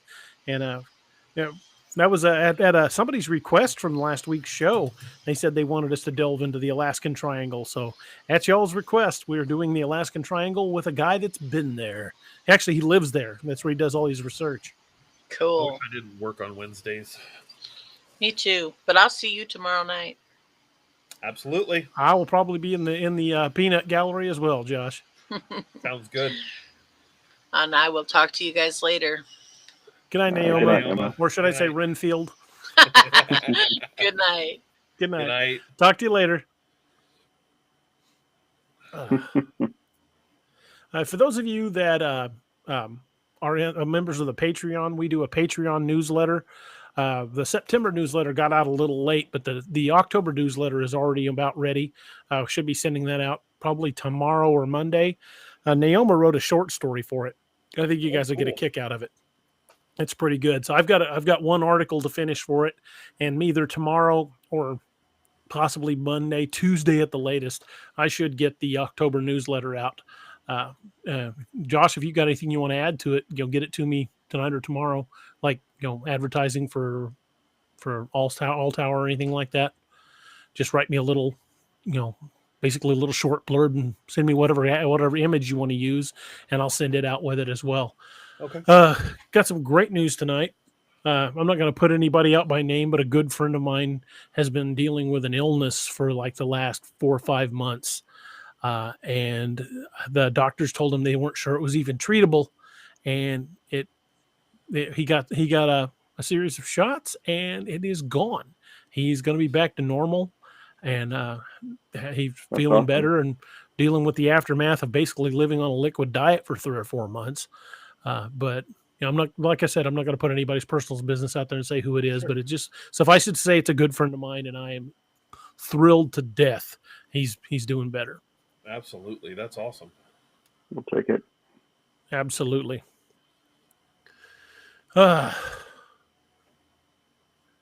Northwood says with the week's work schedule, might not be able to catch the Wednesday night show live. Well, if you can, we'd love to have you. If you can't, just catch it when you can. It'll be on the YouTube channel. Yep. If you guys are out there hanging out in YouTube land and even Facebook land, please like and share and subscribe to the YouTube channel. Share that with people that might be interested in it, because we are critically close to that 1,000 mark, and it does make a huge difference. We're going to have a really good giveaway, a rare book of mine when we hit the 1,000. And there might be some other stuff go with it as well. I might throw in some stickers and a few other things, but you guys have made this possible, and it's awesome that we've come this far. But we are so tantalizingly close to that 1,000 mark, and it's like somebody waved a magic wand. When you hit that 1,000 mark, things change with YouTube. You start showing up in the algorithms more. That your name gets out there farther. They actually start listing you when people search for something similar to what you do. So that 1,000 is going to be a huge difference for us. It's going to be the start of something good. And I'm still so astounded and amazed as far as we've come in the short amount of time we've done it. And it's all because of you guys. It's you guys hanging out with us. And I love the fact that we get to hang out and chat and talk and laugh. And it's like just hanging out with a bunch of friends. I've told many of the people that have texted me and asked me about the books. I don't mind when people contact me about the books. Please don't ever feel like I want to shut somebody out, because I don't. There's a lot of people have texted me, and I've made some really good new friends because they texted me about the books and wanted to talk, and we ended up talking about other things. And it's just awesome to me, because I don't feel like I have fans. I feel like I have friends. You guys have made the world of difference in everything, and it's helped the books to get out there farther. And I'm just a hillbilly from the sticks of Missouri, and the fact that some stories I told and wrote down have gone this far is just amazing to me. And it's because of all of y'all. I mean, Josh and Steve both put in tremendous amount of work. Josh Dalton, if you're out there listening, he's helped a tremendous amount. I've had so many wonderful people help in making this journey possible. And I want to thank all of you guys for making this as amazing and such an incredible experience that it's been. We are just on the cusp of that 1,000 mark, and it's going to help us snowball into bigger things. And I would like to see that happen and be able to do more giveaways and to go and film at more places and be able to bring video for you guys and, do paranormal hunts and do, go out and find film looking for cryptids and going to places where there's sightings and taking these sightings reports. And if you guys are involved with the Patreon at all, that helps with all of that. It helps with the shows. It helps with the books. It helps with advertising, helps with me getting programs I need to help make the books better. And now that I don't have a cover artist, it might be good, get more critical, because that might help us get covers as well. So everything helps. If you guys check out patreon.com/DA Roberts author, and look at all the perks that go along with being a member of the Patreon community. And it's not just the perks either. It's all the things you get to help us do, and we're doing it together. We're accomplishing it together, and I want to thank all of you guys for making that possible. You guys are the best.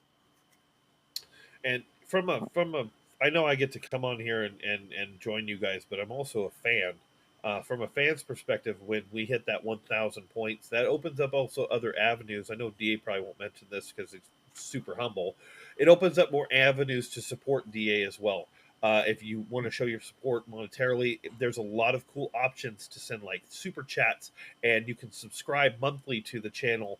And it opens up more things that he can also deliver to you guys as well as the viewers. So a lot of cool things happen, and we're literally double digits away from hitting the 1,000 point. We're I think at 920. So we're 80 away. 80. We've gotten 80 in one night before, so it's doable. It is completely possible. It's kind of funny when DA started talking about wanting to do a podcast a year or so, a couple years ago. I didn't honestly know what a podcast was, because I'm kind of a Luddite. And he explained it to me. I'm like, and why would people watch this?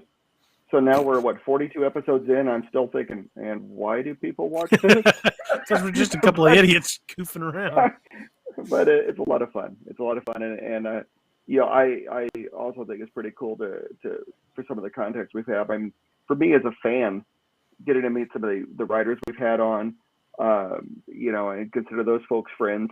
And you guys should have seen the absolute fangirl moment Steve had when I told him we got Jonathan Mayberry the first time. Twice. Well, the first time he didn't believe me. He's like, "Bull, no."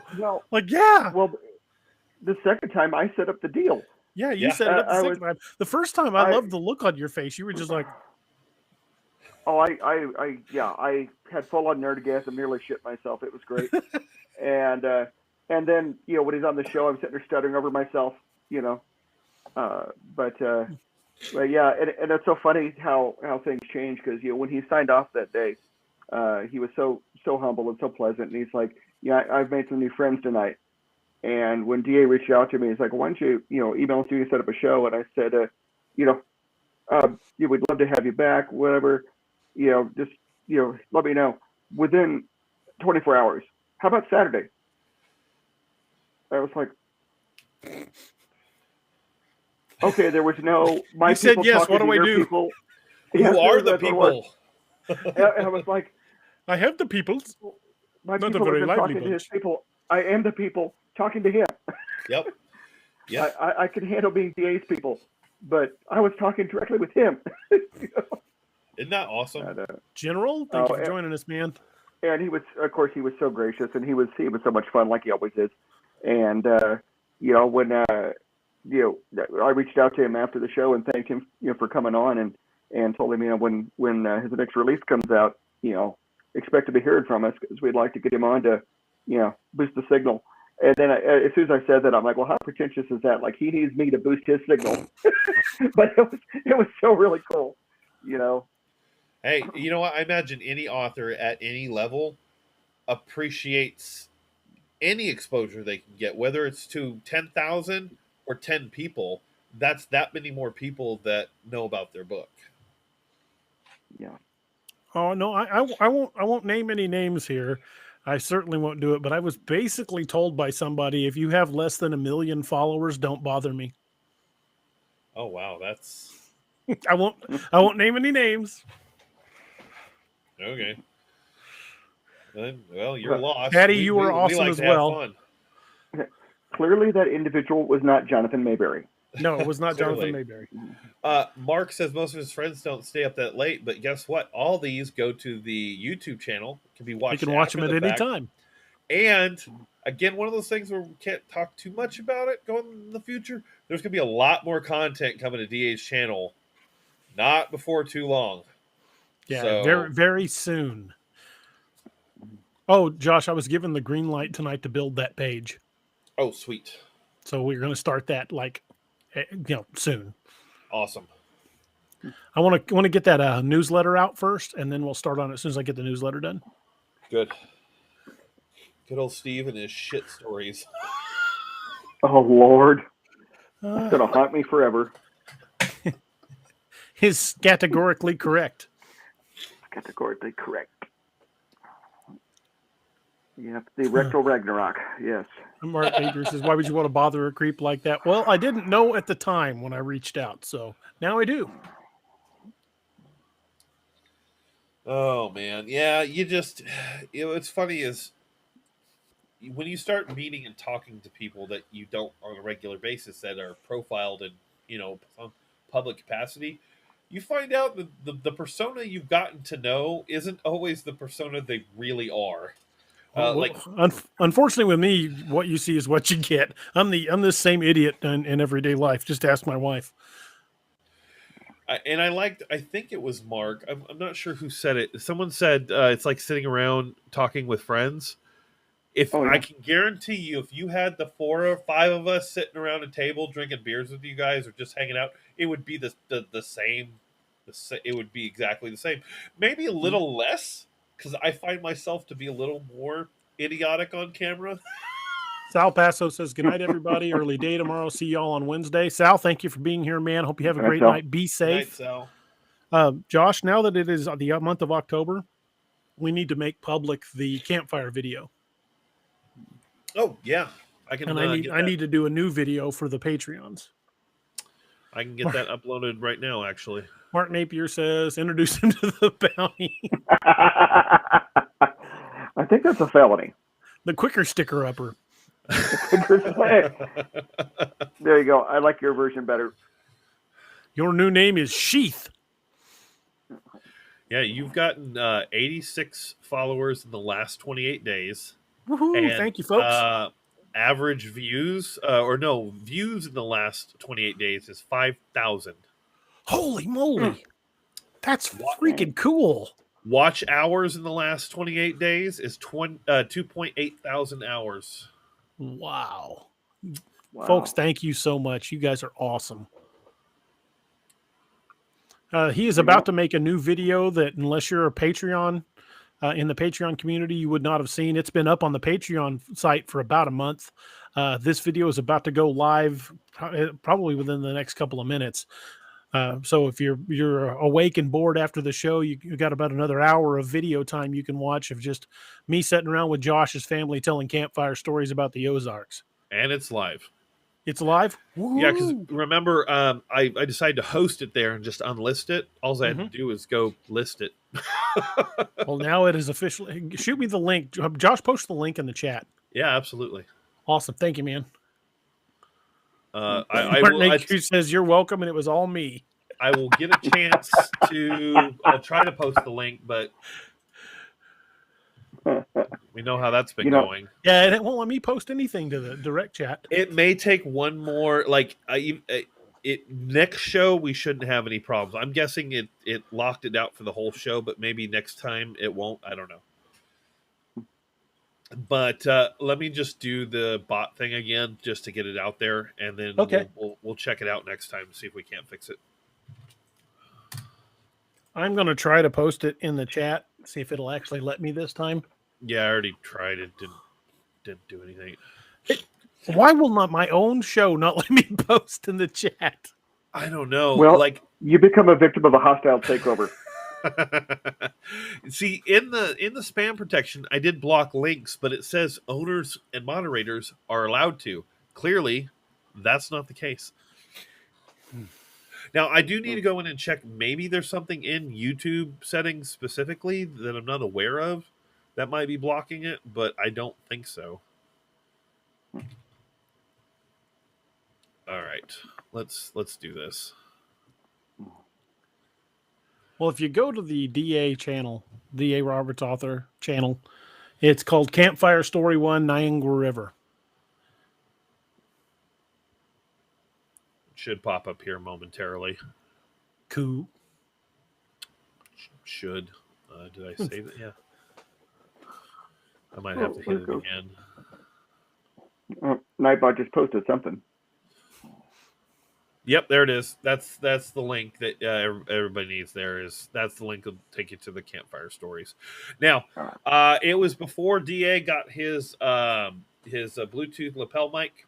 So the sound quality is not the best, but I've got that Bluetooth lapel mic now for doing those videos, so the sound quality is going to be a lot better on future videos. Absolutely. Well, the one we did at Joe Bald when I used it the first time had really good sound quality. Yep. I thought it sounded great. And it was like a $60 Bluetooth mic. It wasn't expensive. Good night, Northwoods. Northwood says time for him to grab a nap before work. Have a good night, everyone. You too, man. Be safe. Drive careful. And hope to see you on Wednesday. If you can't make it, we understand. But, look forward to hearing from you again, man. You be safe. Huh.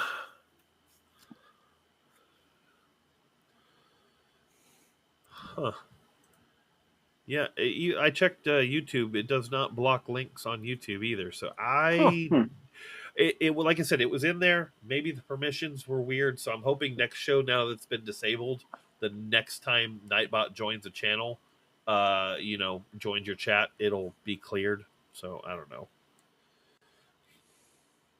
Supernatural channel with a set is coming.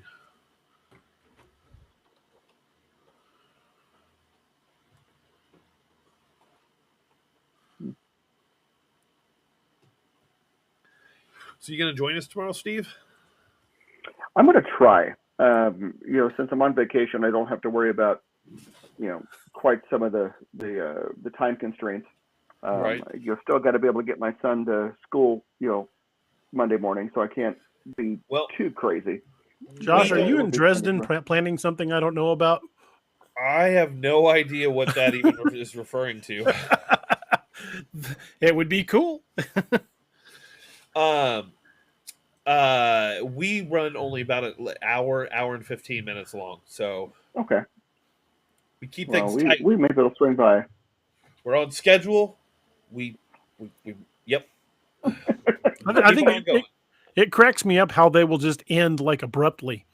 Like you'll be talking and the show will die.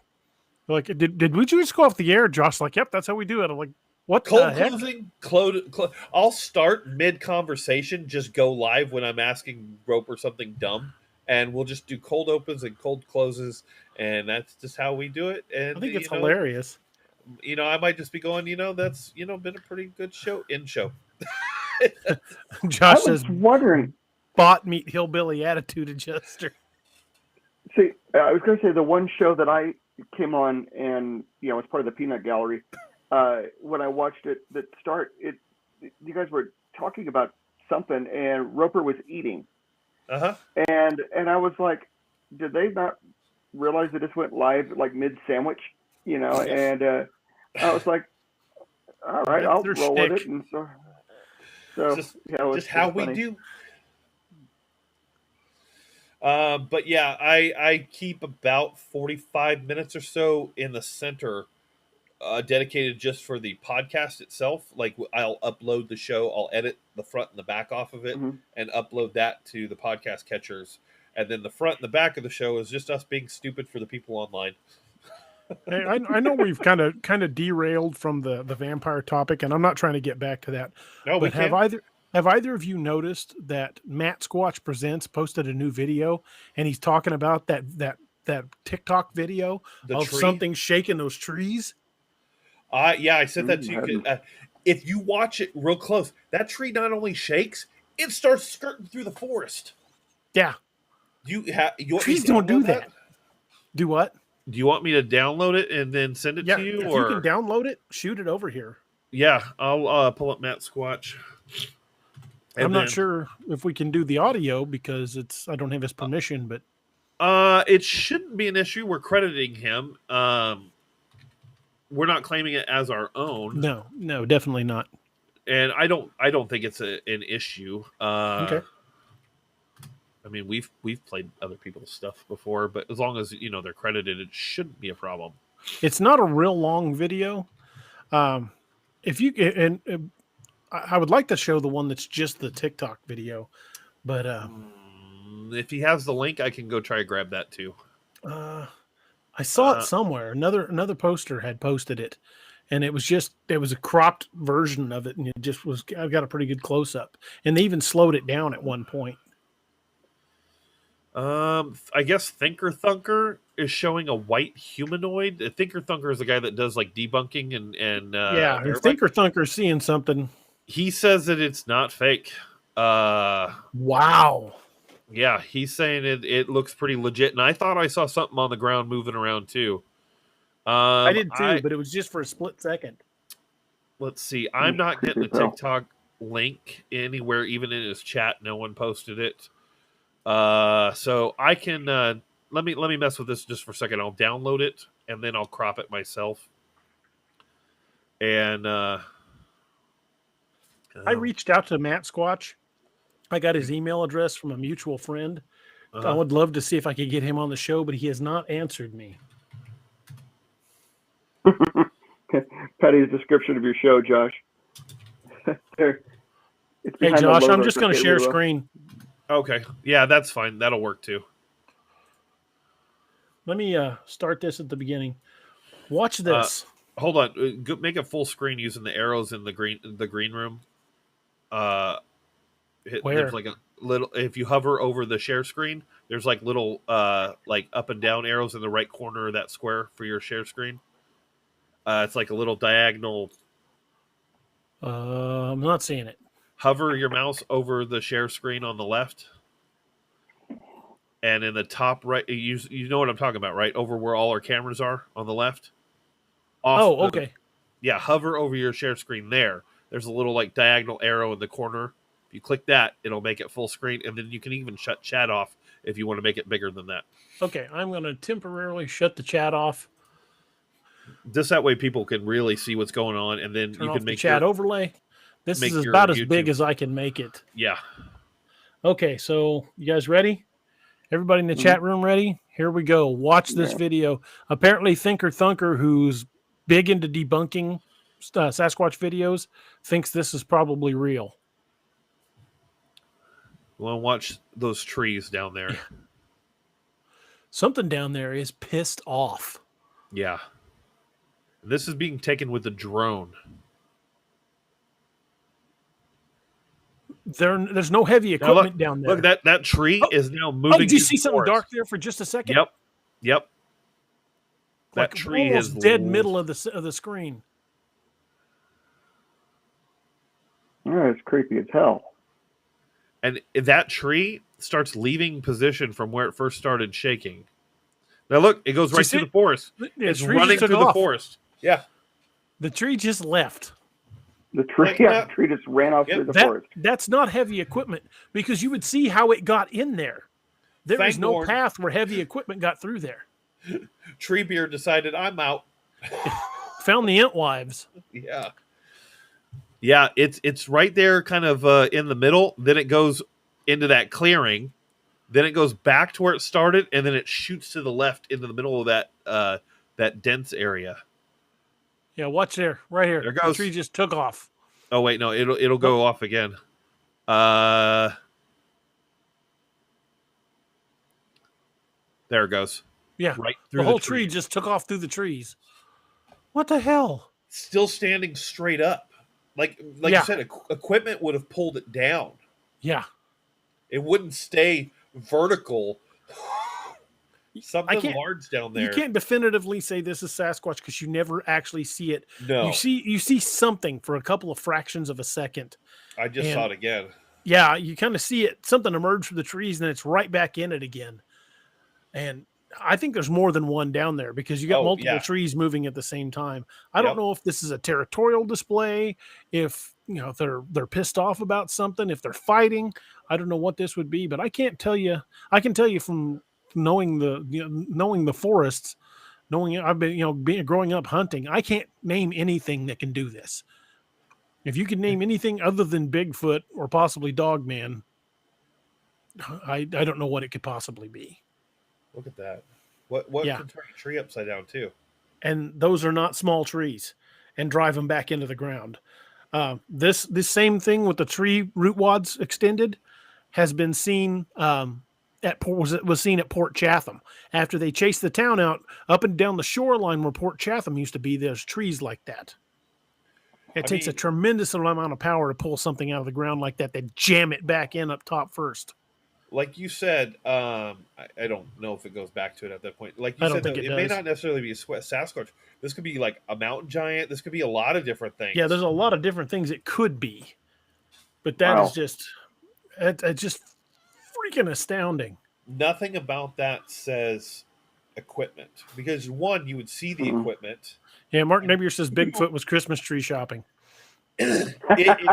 It's all well and good when it's doing this, and then it goes, it just kind of takes off. Lenita says, oh my God, that's a really large Sasquatch. Has to be so much power.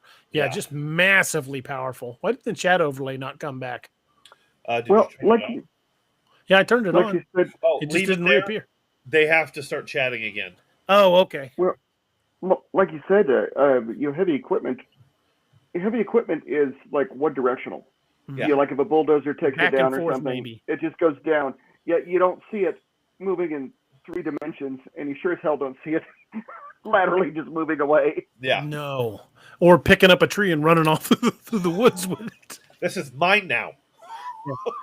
I got one. It's all mine. This one's mine. So, Steve, is your view of the crypt world slowly starting to crack that door open a little further and further? Oh, yeah, definitely. There's enough that I can't explain. And see, this kind of stuff I'm okay with. Where I struggled with everything is the fact that knowing that everybody, just about, unless you're, completely living off the grid or Amish Mennonite or something like this, has got a multi-megapixel camera with them at all times. Yeah. And that's good clear footage from a drone, too. And nobody could seem to get a picture of this crap. That's where I struggle. Right. These are worth more than just taking pictures of your lunch. Right. There you go, Steve. Teach you to pee on my tree. Pee on my tree. Yeah, the one that, what was it? Something TV, like NZTV or the one NZTV. That was pretty clear footage. That was. It was still grainy, but I like what MK said that it had elements where it looked like somebody had deliberately gone in and Yeah, it had elements of being edited and Did it? Yeah. I'm agreeing with MK on that one. It's a damn good fake, but it's a fake. Gotcha. Okay, fair. But yeah, I just. But like this I said, one, if Thinker Thunker says it's legit, and looking at it, I can't think of a way that could be faked, because those are not small trees. Even if you have a handful of guys in there just ripping hard on supple trees with ropes, you could get that side to side movement, but you're not going to have that tree going 30 yards this way, 25 yards this way, and then just shooting off through the forest. It's not going to happen. Yeah. That video freaks me out. Yeah, hey, guys. We'll take a quick second. Have everybody like downsize their image for just off to the side. I want them to show off the background, the full background. Okay. How do I do that? I'm happy to do it. He's gonna do it.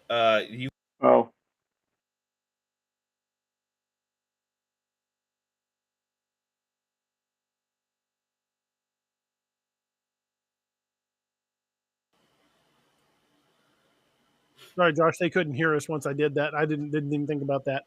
But I just wanted to show off that background, the lightning, the eye shine. That is wicked cool. Yeah. But no, I think it's awesome. It's like I was starting to say, Josh, about the cryptid agnosticism here. I'm going out into the woods for a week. My phone's going to be with me. Yeah. It's probably going to be off for the most part, and I don't expect to run anything. But if I'm hiking down a trail and I run across a damn Bigfoot, assuming I survive and my phone is found, there's going to be a clear picture of it. And unless the adrenaline does not fuel well, your fight or flight instinct kicks in. Your instinct may not be to take a picture; it may be to get the hell out of there. That's true. And I also wonder, Adam of All Tower Media created that for DA. He did a damn good job. Awesome job. He actually used the in-game creator for the game that we're working on. And the eye shine popping up behind it is just so freaking cool. But you know how when we were looking for stories of missing people and stuff like that, I wonder if some of this evidence is similar, where it just gets scrubbed. I mean, Snowden, doesn't matter what your opinion of Snowden is, he was privy to a lot of very high-level tools and things that the government has access to. It's super easy for them to go into the internet and pretty much do anything they want, which is why he took off. Because he's like, I'm going to tell people about this. They're going to want to get rid of me. So they're going to make me vanish. Yeah, just as easily as, and I don't know if you've ever watched the movie.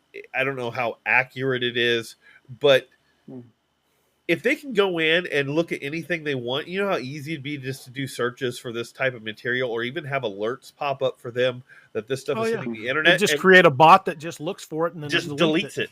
Because it makes sense. Huh? Well, it makes sense now that you put it that way. And Dresden makes a good point too. You're probably right. I mean, let's be perfectly honest. I'm going to be shitting myself and then running, probably at the same time. It's called good old ass saving fear. And then we were looking for we had that one show where, before LBL, I found that one article from a local news crew that described, it was a very short paragraph about someone going missing, and they found the body eventually, and it was no further details would be released. Do you know? I can't find that article now again. I cannot. I searched while I had that article pulled up, searched his name and the date he was found for any obituaries, any other news articles. Nothing existed. Just that one article. Even the one article I can't find now.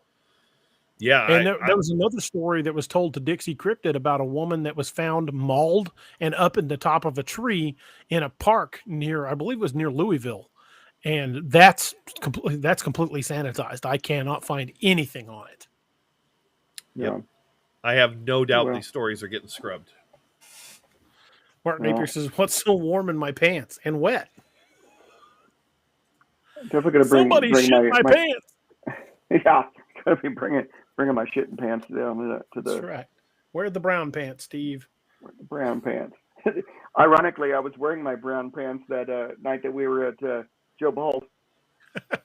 It was my brown khakis. You're going to be at a resort location. If you see Bigfoot, he's going to be wearing a Hawaiian shirt and drinking a Mai Tai. I will be the Bigfoot sighting. You guys will start analyzing it, and MK Davis will run across it and be like, Steve, why was your shirt off? Oh, man. Yeah, I wanted to bring up that video because when you sent it to me, but I'd already seen it, but I hadn't watched it yet.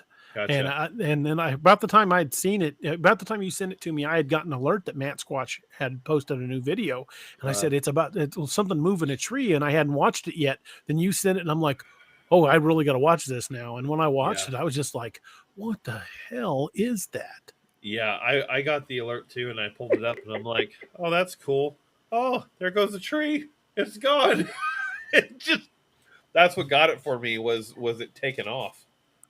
Yeah, when the tree took off laterally, I'm like, oh, that's not normal. That's not typical behavior in the forest. Yeah, I've seen a lot of stuff in the forest, but I've never seen a tree take off. I've seen trees, bend over, fall over, play poker, but just running straight through the woods. Never seen a tree do that. Yeah, that's not consistent with the proper care and feeding of a tree. Sir, did you know your forest is escaping?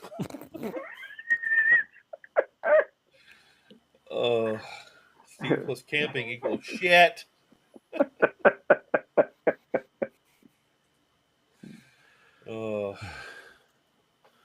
Good old Nightbot jumping in there. Nightbot putting the 2 cents in. Yep.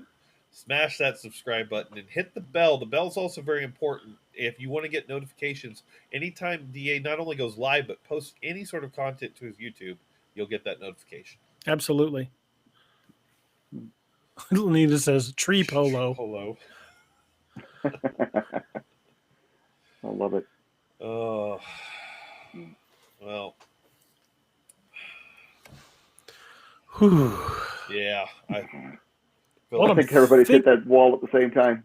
What I'm thinking about doing is for the Patreon video, I'm thinking about having a fire out in my fire pit in my backyard and just setting the camera up and just talking about books and stuff like that for half hour or so, and then we'll post that to the Patreon for the Patreon video. Probably no real editing required because it'll just be bumbling through it. But yeah, I want to do that, and then what we also discussed about doing before the Saturday shows, I want to start looking into that. Yep. And that's all coming. And this week, I want to start working on the new NADP Region 2 page, the official page. And we'll get that out and start getting some people following. If you guys want to share some of your stories that you've experienced on the NADP Region 2 page, I will have that page up and be sharing it soon. So watch my media for that, and hopefully we'll see some really interesting stories and be able to share those, and we'll maybe even some of them become turned into videos on the new plan that we're working on. Mark Napier says, for goodness sake, stop peeing on the trees. Well, those look like those look like lodgepole pines. Urine. Yeah. Oh yeah. That diabetic urine, it's high in sugar and nutrients, and so I mean it gives the tree that boost it needs to make a nice sprint. Mark Napier says, what states are in Region 2? Basically encompasses the Midwest, but it doesn't really matter what state you're in, man. You're welcome on the page and welcome to share your stories. I would say, where you're at, and knowing from our conversations where you're at, you are definitely close enough. So you would definitely be right. And I would consider you as part of the Region 2 group anyway. So you're more than welcome, my man. Those look like lodgepole pine trees, and those get pretty tall. Yeah. So, yeah, you can kind of do some size comparison with the the gravel road that's on the edge of the video. Yeah. Those are not small trees. I mean, they're not saplings, but they're probably, I don't know, from the look of them, I'd say 40 feet, maybe. Good sized tree. Good sized tree, anyway. It takes some strength to whip that around like that. Yeah. I definitely wouldn't want to be anywhere near that forest when it was going on. No. No. Could you imagine some of the sounds that were coming out of there? Holy! I wish they had sound on that drone. Yeah. Mark Paper Scissors Walking Trees like in The Hobbit. Yeah, that's what we were exactly. About earlier. Yeah, I love the imp. Yeah. Yep. Shades of Shakespeare when Burnham Wood goes to Dunsinane. Yeah, there you go. Cool stuff. Well, folks, I think we'll start wrapping this one up for the night. I want to thank you guys all for being here. Steve, Josh, thank you. Naoma, thank you for being here. And if you're listening or if you hear this later, much appreciated. Kat, you are awesome. Thank you for being on. Remember, you can find all of her books at katd.com. And Bobfoot, get a hold of me and I'll get you her email address so you can contact her about getting that book. And